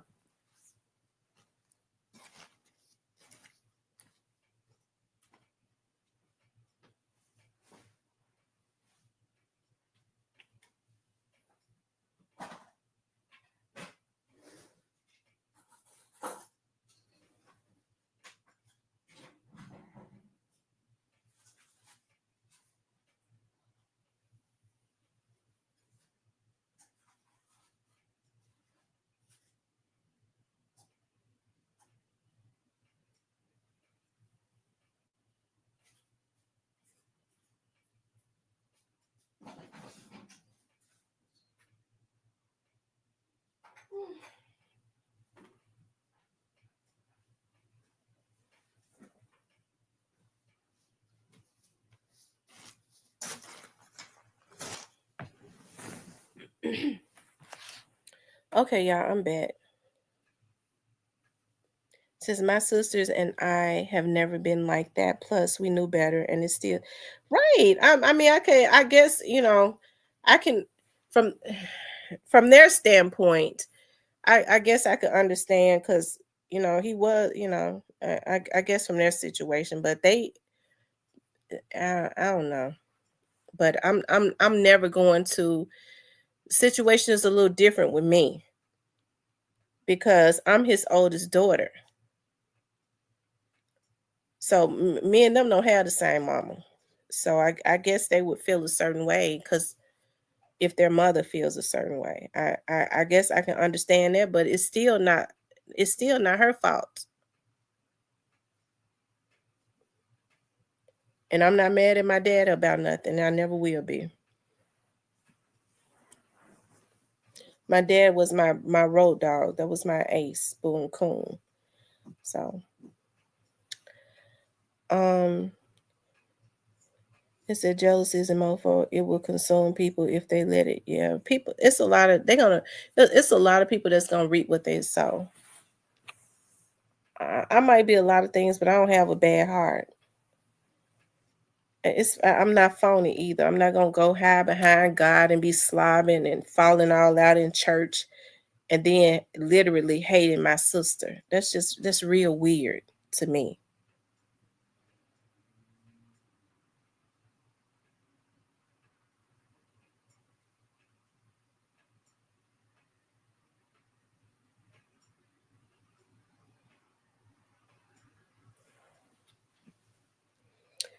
I just think that people need to check their heart. A lot of people have heart issues. I'm talking about as far as like a lot of the things that they do. Like I said, it's been a bit complicated. I don't know why because you know my dad lived a really successful life. He was a really good person. He's human. He make mistakes just like any other man, any other woman. But he was not verbally abusive. I never heard my dad cuss until I got grown. He dared not cuss around us when we were children. He didn't do that. I've never in my life heard my dad call a woman a bitch. Never. I've never in my life heard my dad call a woman a bitch or a whore. Never.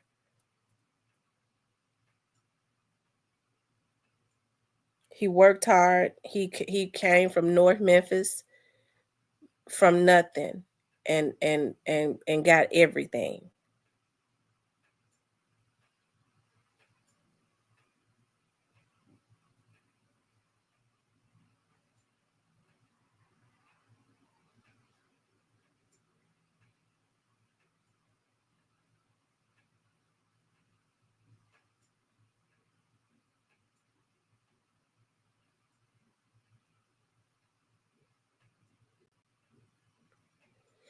Yeah, I know now their mother was behind it.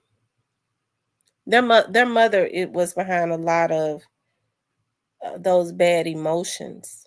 You know, one of my aunts was saying to me, it was like, well, I guess I can understand, your stepmother feeling a certain way about your sister. Um, the one that your dad that came to your dad after 30 years, because he was married. I can understand how her feeling a way about that. She said, but I absolutely cannot understand her feeling a way about you because you was there before he ever even married her. You was his oldest child, and she was, as a matter of fact, at one time she was accepting of the youngest one. She said she has a lot of vitriol as it relates to you more so than anything, and I just can't understand it. And it makes me upset with my aunties because I'm trying to understand how you have a sister-in-law that feels a certain way about her stepchild because of jealousy and you don't call it out.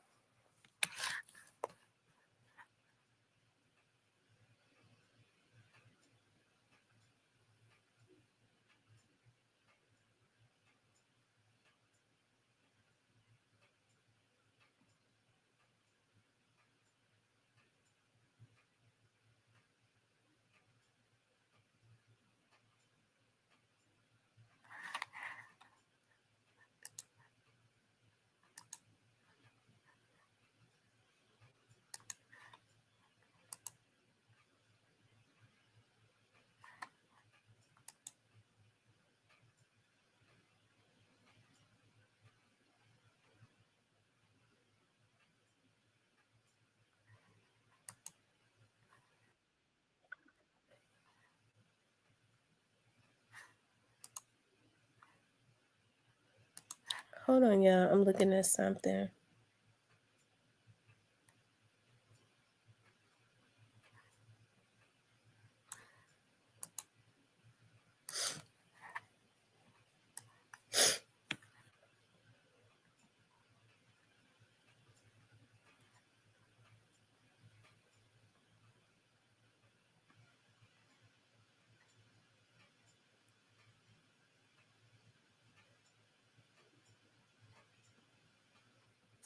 Yeah, I'm trying to decide on if I want to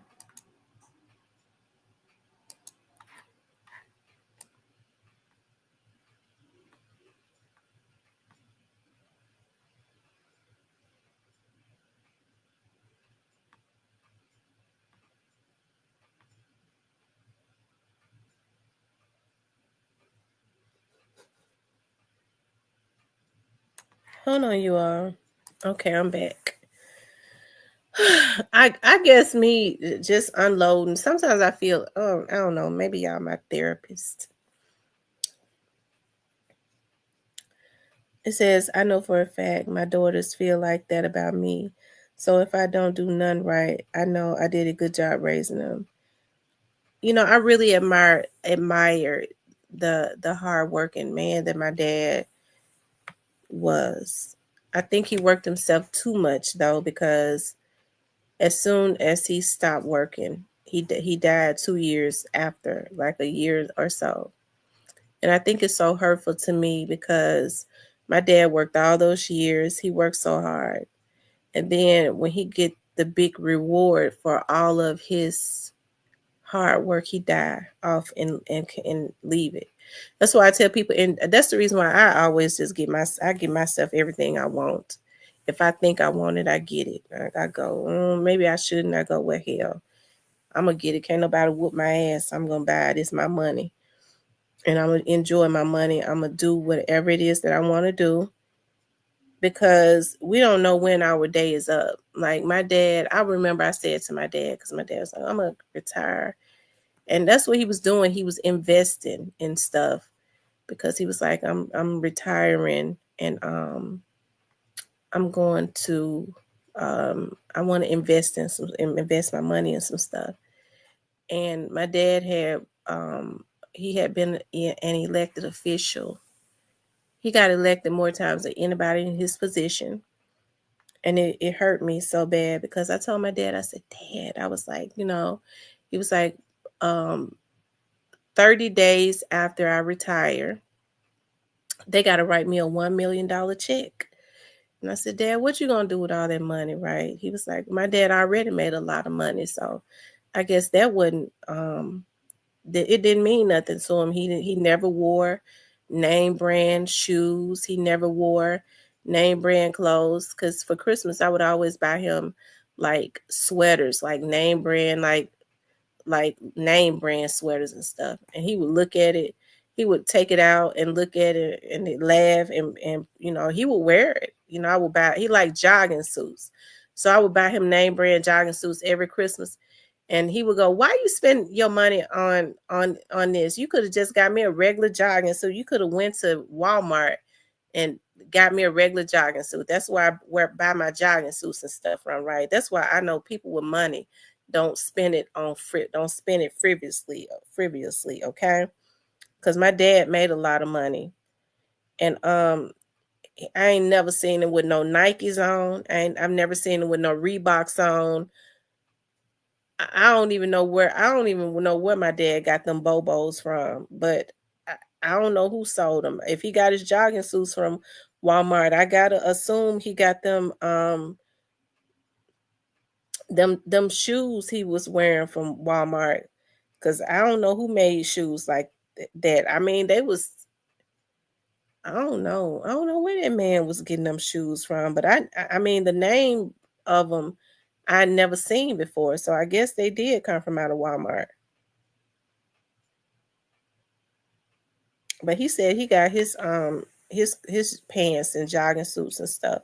Now he went when he had nice suits, so he got his suits and stuff from like nice places, but like stuff like that, all other stuff he. Mm-mm.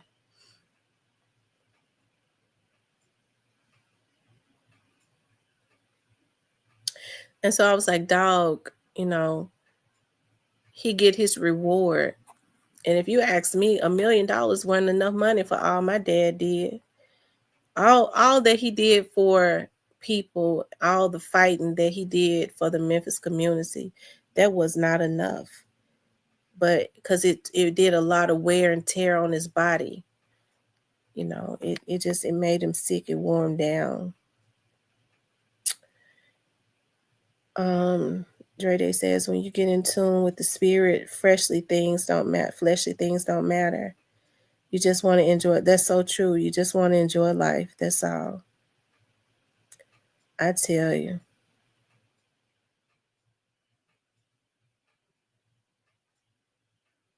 I sure do miss him.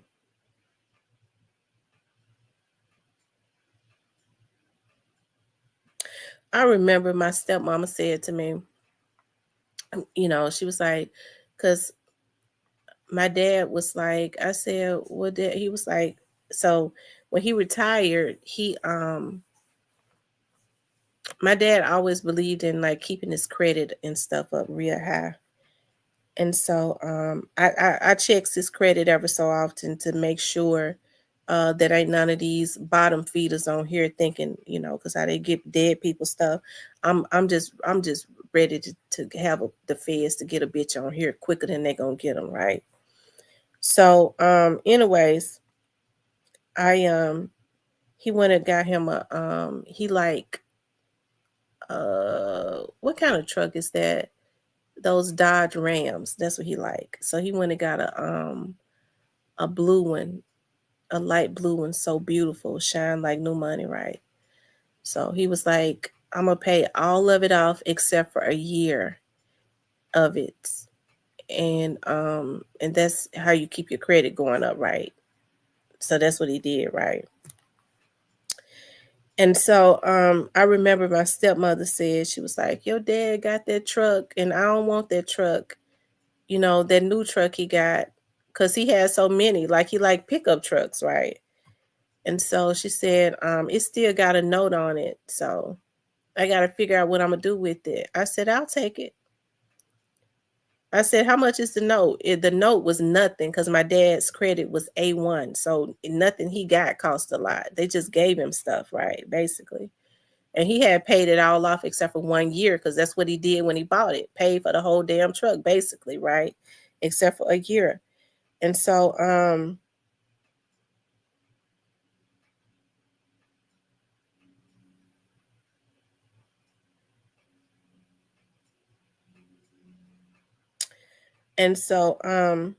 I said, I'll take it and I'll just pay the note on it. She said, you will? I said, yeah, I'll take it. I said, she said, you take that big old Dodge Ram? I said, yeah. I said, it was for sentimental reasons. I said, I'll take it and I'll pay the note on it and I'll keep it. And that's something I have with my dad. That's one of the last things, big purchases that he got. And I'll be able to, like, I guess I'll be able to drive it around. I'll just always have it, or I just park it, and I guess I'll be able to use it sometimes. And so she said, well, let me see what my son-in-laws say. I'll let you get it if he got a friend, his best friend, Uncle Duck. He said he like it. My son-in-law said he like it. If neither one of them don't want it, I'll give it to you. I'll let you take over the note. I couldn't believe that lady said that. And don't you know she gave it to her son-in-law? And I had to contain myself one time because I was out in the North Memphis area. And I don't know what it was. Something told me stop at the Marshalls stop at the Marshalls. And I did, and I came out, and there was a man that be in the Marshalls lot that sell turkey legs, right? So I went over there and I saw it's a pretty color, so a lot of people don't have the color. And I saw it got my attention because it shines like new money. And I was like, dog, that looked like my dad. It just caught my attention.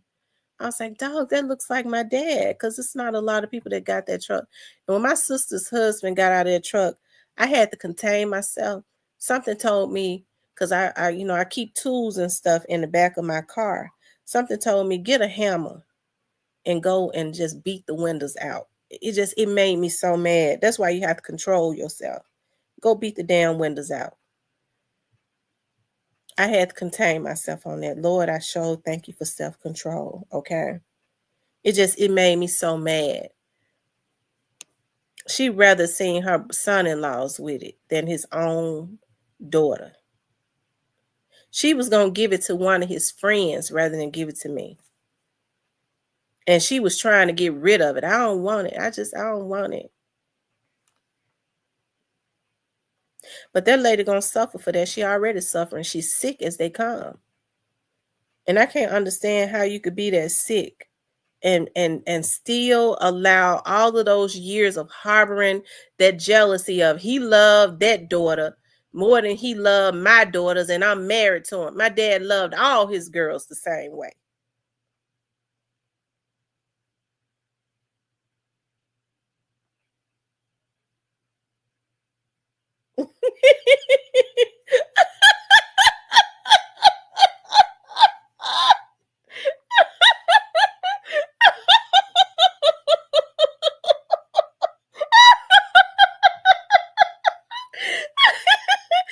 Oh my God, fat boy trucker, I ain't seen you in here in forever. He comes in here to be meddling, y'all.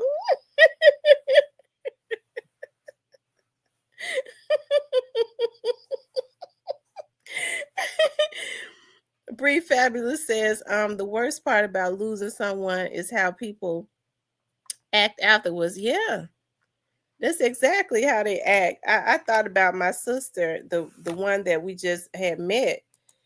She said, I called her to see how she was doing, and she said, I called her and I said, Miss Such and Such. Yes, I was I was just calling. Okay, Ann. I mean, that lady barely said 2 words when my dad was alive. She was always agreeable and faking and call herself submissive. I guess this was her opportunity to show me your daddy gave you everything, but I'm gonna show you. She says, I'm dismantling your dad's organization. I said, why? Why would you do that? Because I'm his wife. I said, okay. All right. I said, my dad had just bought a museum for my sisters and I to carry on the legacy. I'm going to dismantle it, and I'm going to make a banquet hall for my 3 daughters. I said, oh, okay. And so what I did was I went and she dismantled it, and I went and I got the organization and put it in my name. And that lady called me mad. She said, why would you do that? I said, you dismantled the organization. You disbanded. So if I want to carry it on, I can do that. Me and my other sister. She said, I hate you. I said, oh, okay. But you need to you're an evangelist or a preacher or whatever you are. You need to fix that. Because you already sick. So, you need what that hate you need to get it out your heart before it's too late. So that's funny. Yeah, I tell you. Oh, that's so cute.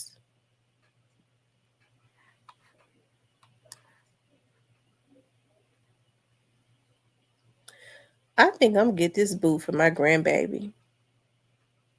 Ooh, I think I'm gonna get the boot for my grandbaby.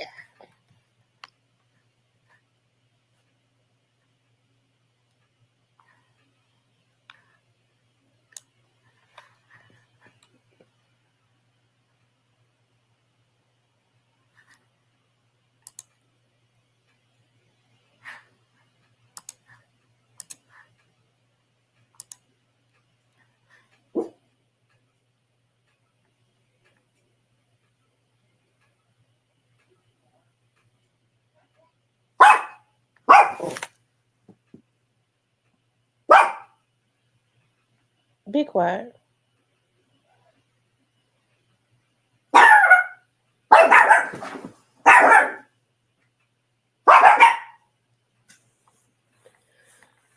Yes, she mean as they come, but I guess she had had a lot of years of not saying anything, having to, I guess just, I don't know.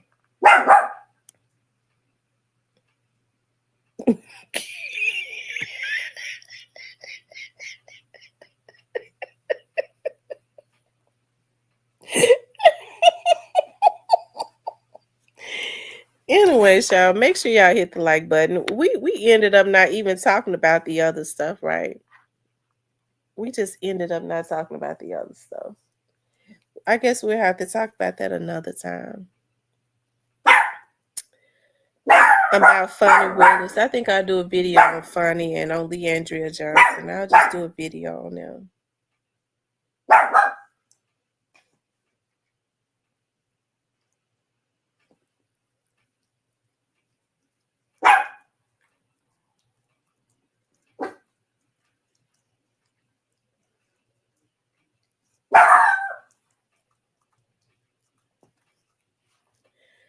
That's a good quote. Hey, stop. That's a good quote, Dre Day. He says, the wicked will smile in pain just to feel like they winning, but lose in the long run. That's so true. My mama is so mild-mannered. My mother said that. She says, one thing for sure, they're going to reap what they sow.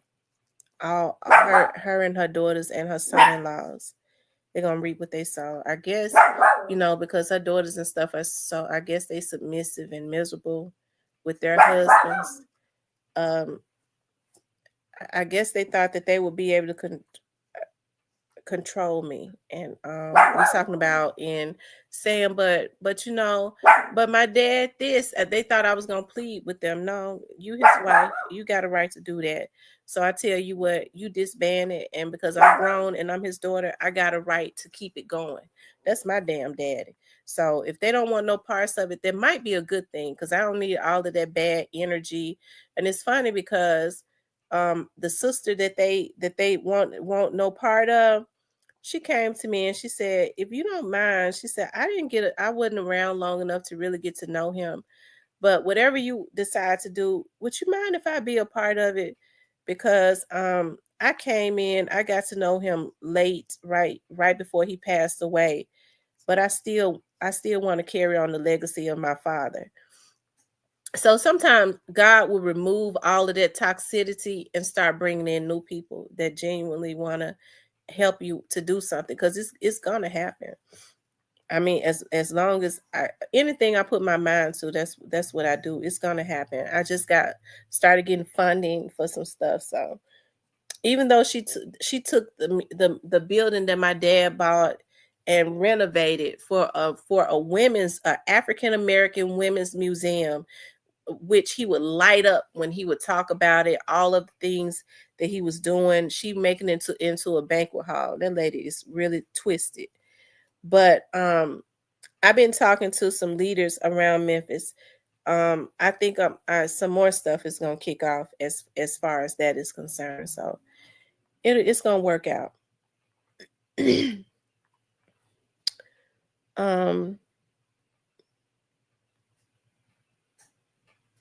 That's true. No test, no testimonies. That's true.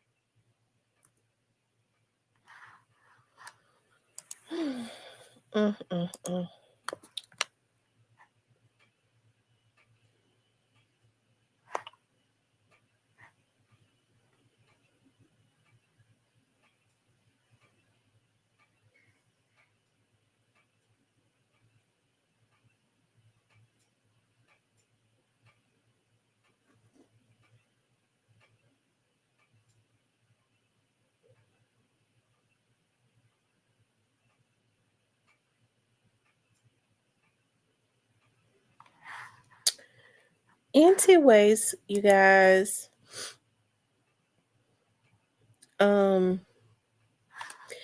think I'm gonna just do a video talking about the other two, about Funny and about Leandria. I think I'm gonna just do a video talking about them because I've been on for 2 hours and I ain't get a chance to talk about them. It's not the ugly stepsisters and wicked stepmother. Yeah, but they don't think that they're wrong though, but they are.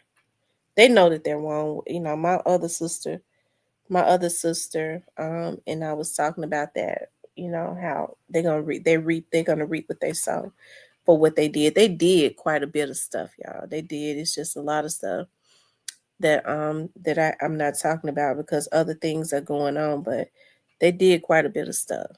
Um, as far as that building is concerned, um, it's a lot of stuff. What she did was it was illegal according to the lawyers. It was illegal. But I was telling my other sisters, we're gonna let them have that, and we're gonna do something else, and it's gonna be way more prosperous. Everything they do is gonna fall through.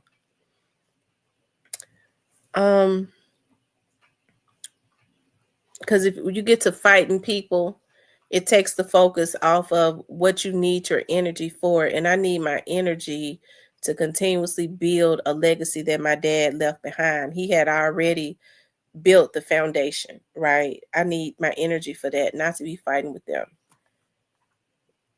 They can have that. I've already decided. I told my other sisters if they want a relationship with them in life, they should do that. But as far as me, I'll never want a relationship with them again as long as I live.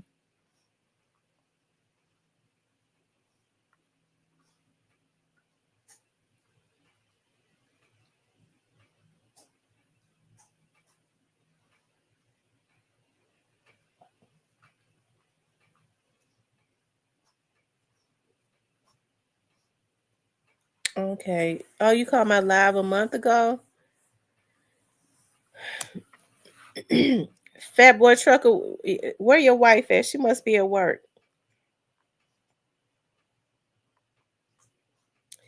Bree Fabulous says I needed to hear this tonight. Yeah, you know what, we all go through the same things.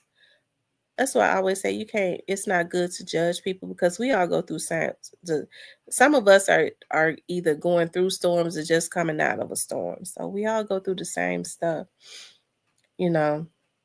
And I think I've been holding this in for almost 2 years, but it just goes to show because it was quite a bit of money that was involved as it relates to that my dad left behind. It was as a matter of fact, it was a whole lot of money. So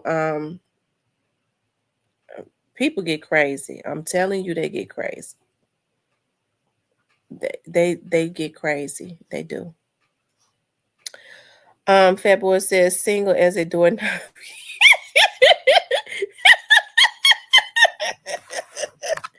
Oh Lord, have mercy, Jesus.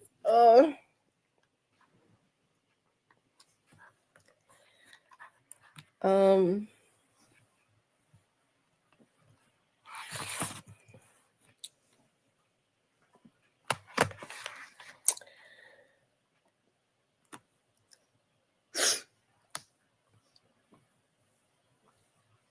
You said okay. You said that before, and then don't get me started. Y'all, Fat Boy had me so tickled.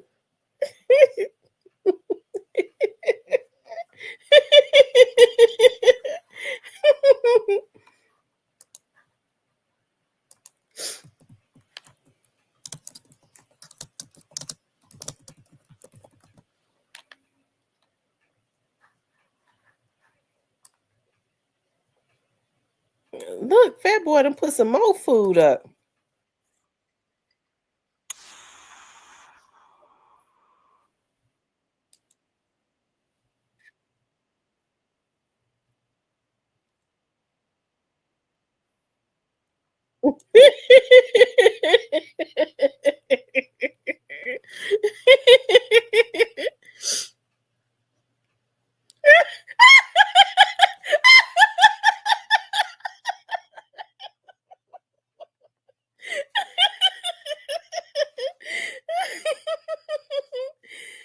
Oh my God. The fat boy is terrible. They say a doorknob has two sides to it.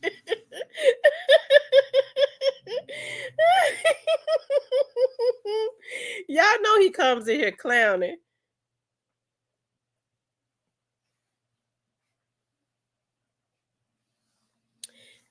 Thank you, Dre Day Wesson.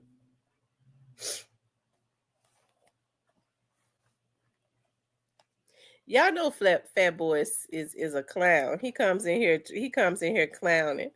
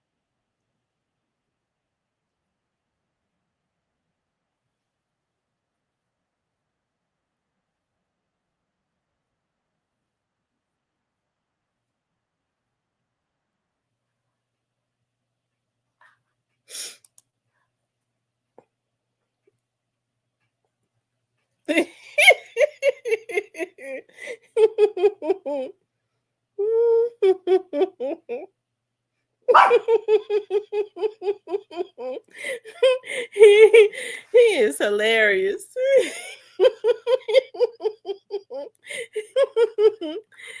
Oh my God. No problem at all, Neo. No problem. I always say we all have to genuinely just pray for each other.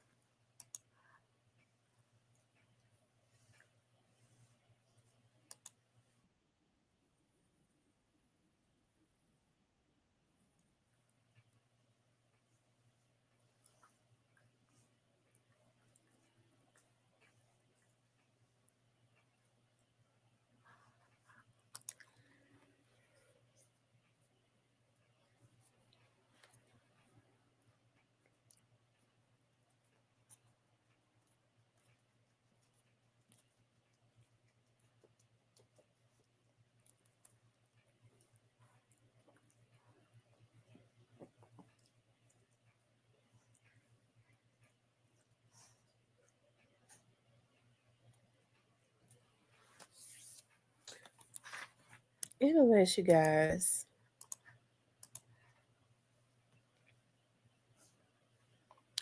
Yeah, we didn't even get a chance to talk about the other.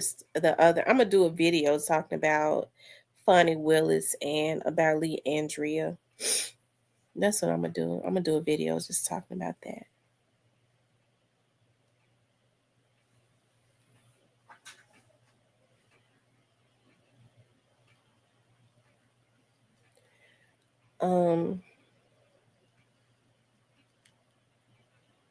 Yeah, I wonder if my dad resting peacefully. I be thinking about that. I'm like, dog, I can't believe he's gone. My dad was one of those men that was so strong. I didn't even think it was possible for him to die. I didn't even think it was possible for somebody like him to even die. That's so weird. But I be wondering. I'm like, I wonder if he's resting peacefully. Like, I believe that the spirit never dies. I just believe that the spirit never dies. So one day I was looking at TV, and my mother used to always say when I was a little girl, I don't know if it's true, I think it's just superstitious.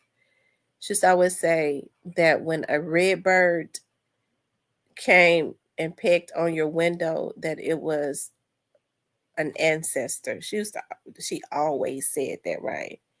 She always said that it was an ancestor, right? So one day I was sitting and it was raining so hard. I mean, it was raining so hard.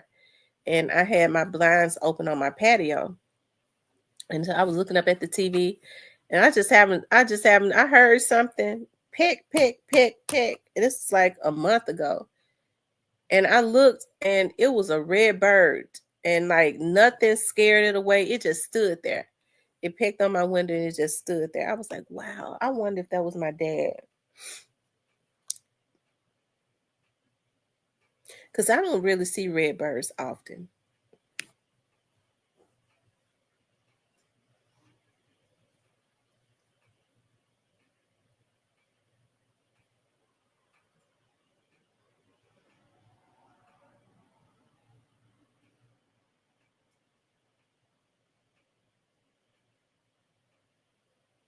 I remember I said to my stepmother the day after my dad died, I was like, I'm not handling it well because my blood pressure was like at like a record number. Like it was so high. It was ridiculous. And so I remember, I talked to her the day after my dad died, and I was like, I'm not taking it well. My pressure is high. And it's hard on me. She said, but it's even so if it's hard, it's even harder on my girls. And I was saying to myself, I didn't know that this was a competition.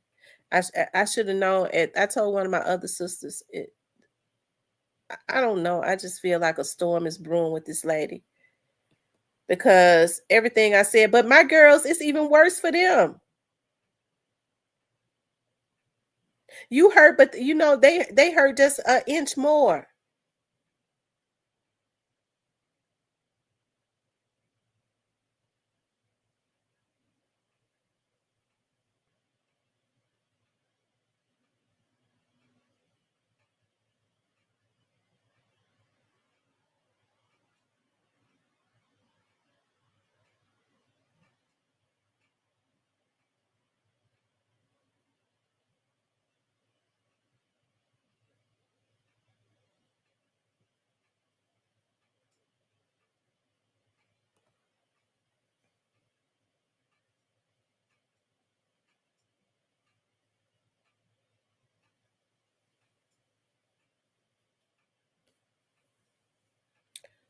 Um, she said my grandmother told it. Yeah, my mother always told me that. And that red bird came in the rain and was standing there, pecked at my window, at my patio window, peck, peck, peck, and didn't move.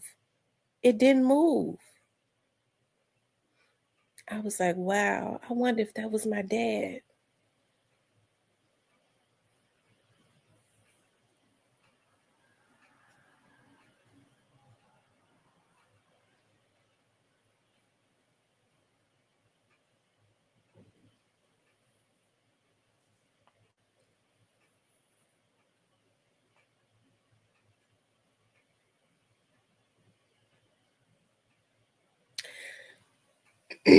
My grandma had a sister. She was my favorite auntie. She was my great aunt. I was her favorite. Me and my mom was her favorite niece. And she used to always smell like coffee and cigarettes. I kid you not. I used to always, like, in my dreams, I always felt like her spirit was around me. Because sometimes in my dream, I could smell her scent. And I'm serious, like there would be certain times I could smell the scent. Like she always smelled like she smoked Camel cigarettes. I remember it was Camel. I think that was Camel cigarettes, and she drank a lot of coffee. And I used to some mornings I would like wake up out of my sleep. I smelled cigarettes and coffee.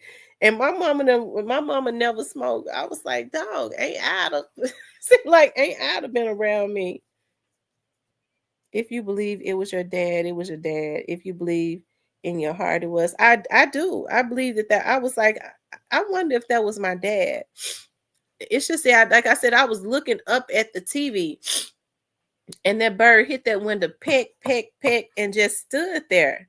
That wasn't like he just stood there looking at me. He was not looking for no bread or anything. He stood there.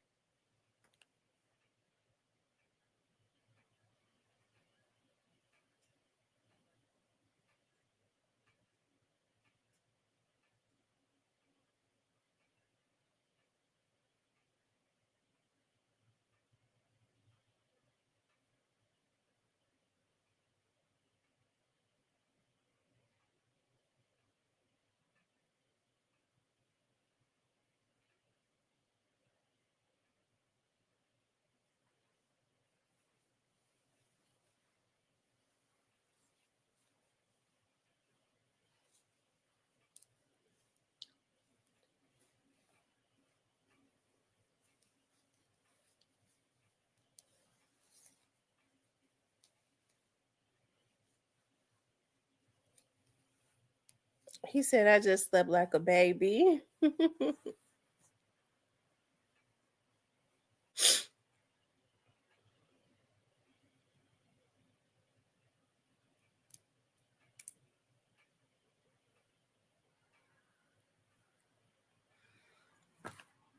Anyways, you guys, I am getting ready to. I put me some.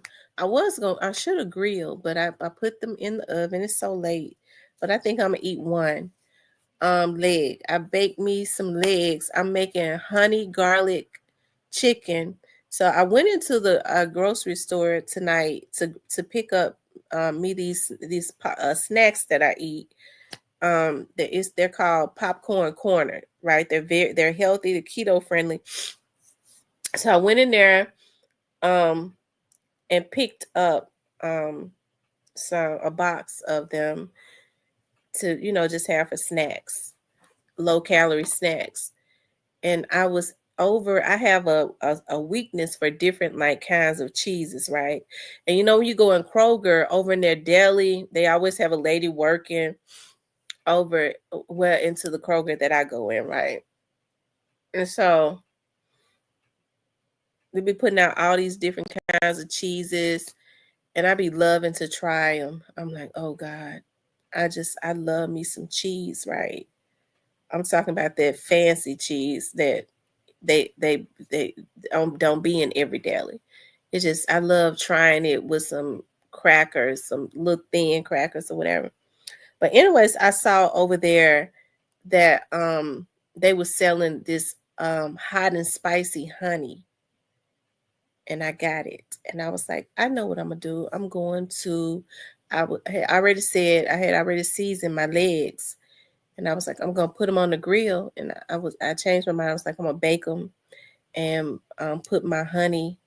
I'm gonna try this spicy honey and just mix up my garlic sauce and put it on top of the chicken. It's too late to put it on a bed of rice because rice is heavy, and I don't want to eat no rice and go to sleep. So the ones that I don't eat, I will put it on a bed of rice tomorrow, whereas I can burn it. I can burn those calories. But anyways, I'm gonna get off so I can eat a piece of my chicken because I need to eat something so I can get myself ready for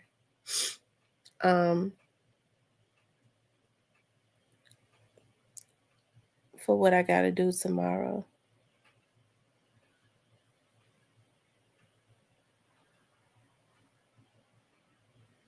Which is what I do every day, and that's investigate, right? Anyways, you guys, I enjoyed being on here with you guys tonight as always.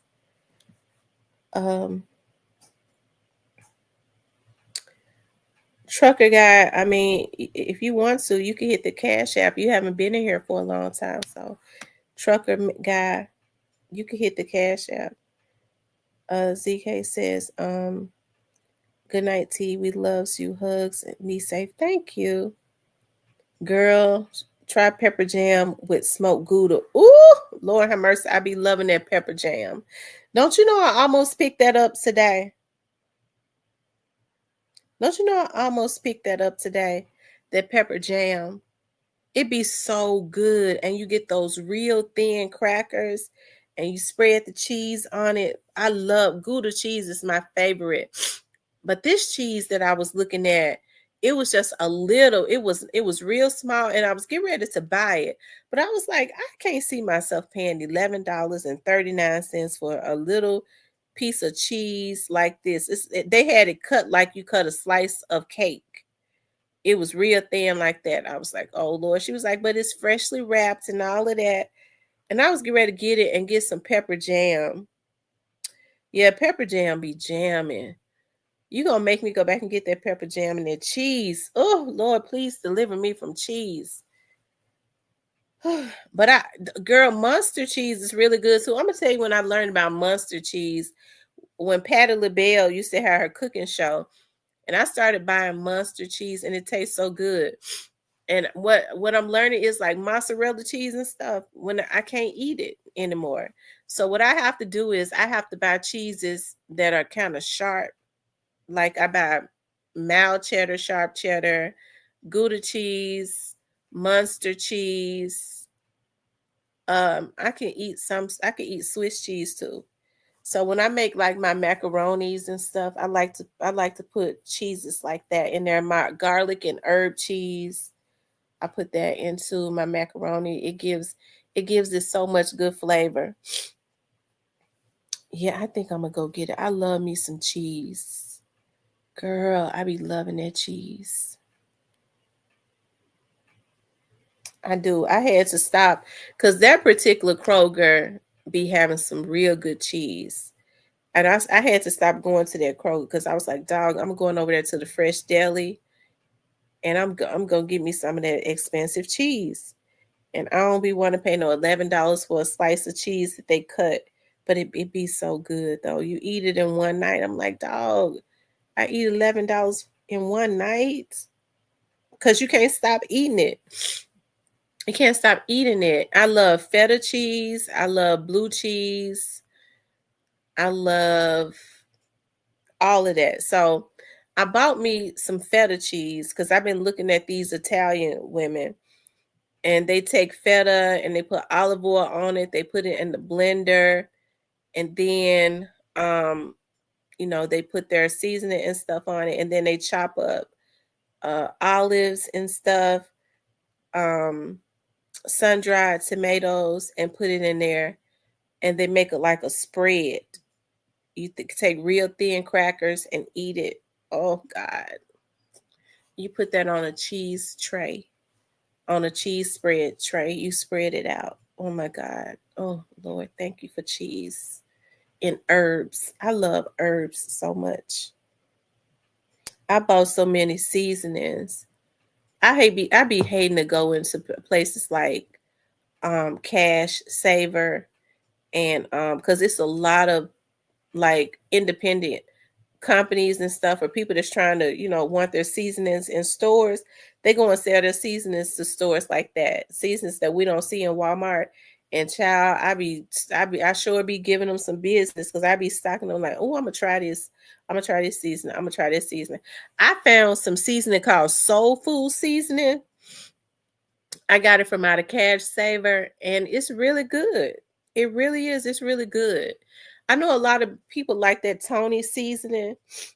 Oh, feta is the bomb. Oh my God, I love me some feta cheese with blue cheese crumbles, olive oil, and olives, girl. Oh Lord, and put some sun-dried tomatoes on it. It gives it that sweetness. Those sun-dried tomatoes. Oh Lord. I be having a food orgasm. I'm telling you, because I love food like that. And my cousins and them be like, get that white girl food away from here. I'm like, girl, that food is so good, but then they chokes it all down. But if I put it out, if I have a gathering or something, I used to have gatherings a lot because I used to want my cousins to come over and stuff because I guess I just wanted something to do. But then they would get drunk and they try to act like they can't drive home. So, they want us, Don't even get me started. And then they just getting on my nerve. They feel like if it's food left, then they supposed to take all of it, which I be wanting them to take some, but maybe I want some of my own stuff, if you leave me something too, but they didn't want to do that. But they was really just after the liquor, right? I always buy a lot of liquor. I buy a lot of liquor because I want them to have a variety of, different wines and stuff to go and drink while it's on the bar. But unfortunately, some people feel like because you put a lot of liquor on the bar, it means you put it on the bar for them to drink up all of it until it's all gone, right? They don't understand that, oh, okay, well, she got this over there. Let me taste this. Okay, I drink a little bit of this, a little bit of that. They feel like, well, they would say, well, you got it on the bar, then you put it on the bar for us to drink all of it up. No, I didn't. I put it on there for you all to enjoy, but you don't have to suck it all down. How you gonna drink all that damn liquor and get pissy drunk and then fall out on my couch and shit and can't go home?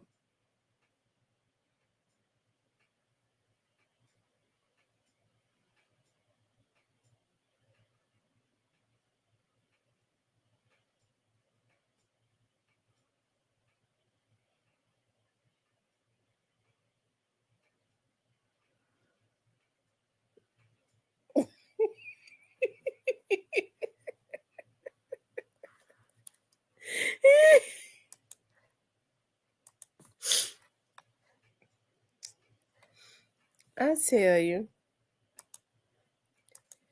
Y'all, anybody checked on Stan G? I I was looking at Stan. Yeah, I was looking at Stan G video. Yeah, I was looking at Stan G video, and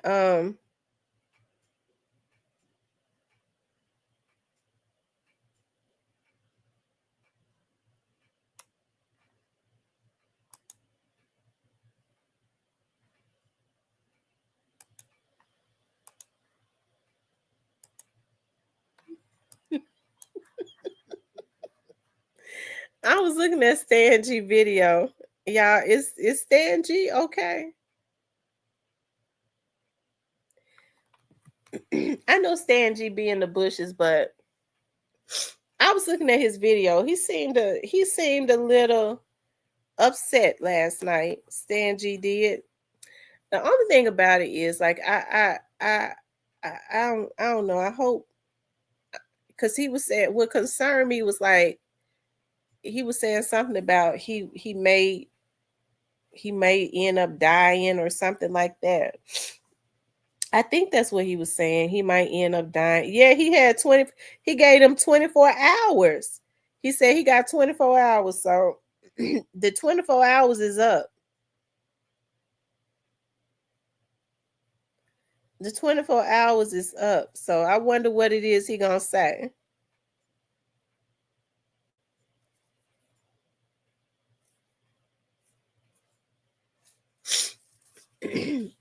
I wonder what it is he's gonna say.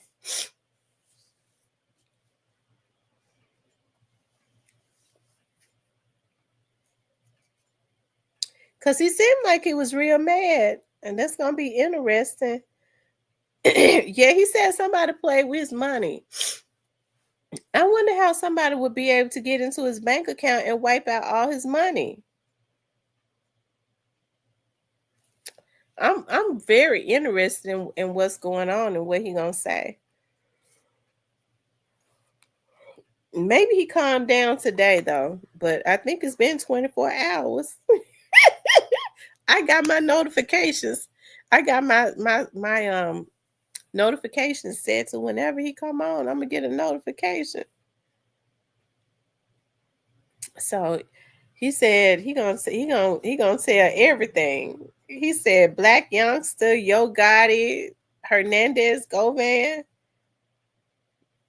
He said they played with him the wrong way. But maybe he better today. You know how sometimes people be mad and then the next day they don't be mad no more. So maybe he's not mad anymore. Y'all make sure if y'all haven't hit the like button, make sure you guys hit the like button for me. We don't even have 100 likes.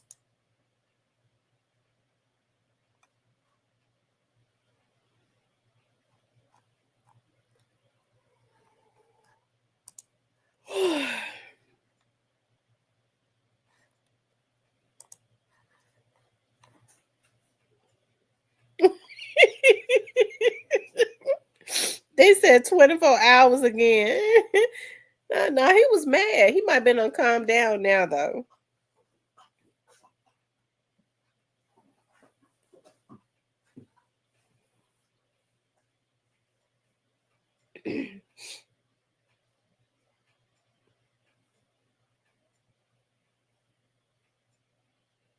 I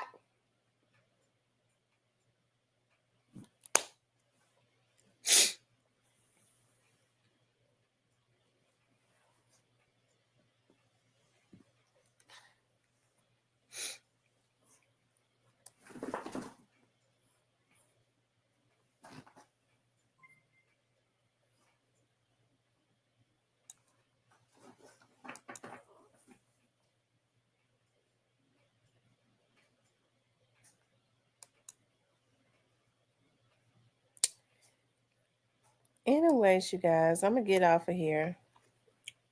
My nose stopped up. I need to drink me some hot tea, eat me one chicken leg, one honey garlic chicken, and I can't wait to taste how that hot honey tastes. I cannot wait to taste that hot honey. So I'm get ready to get off and eat me a piece of chicken so that I can drink me some hot tea and take me a hot bath and get in my hot bed. Anyways, you guys, I enjoyed you all tonight. I love you guys. Okay, we'll talk later.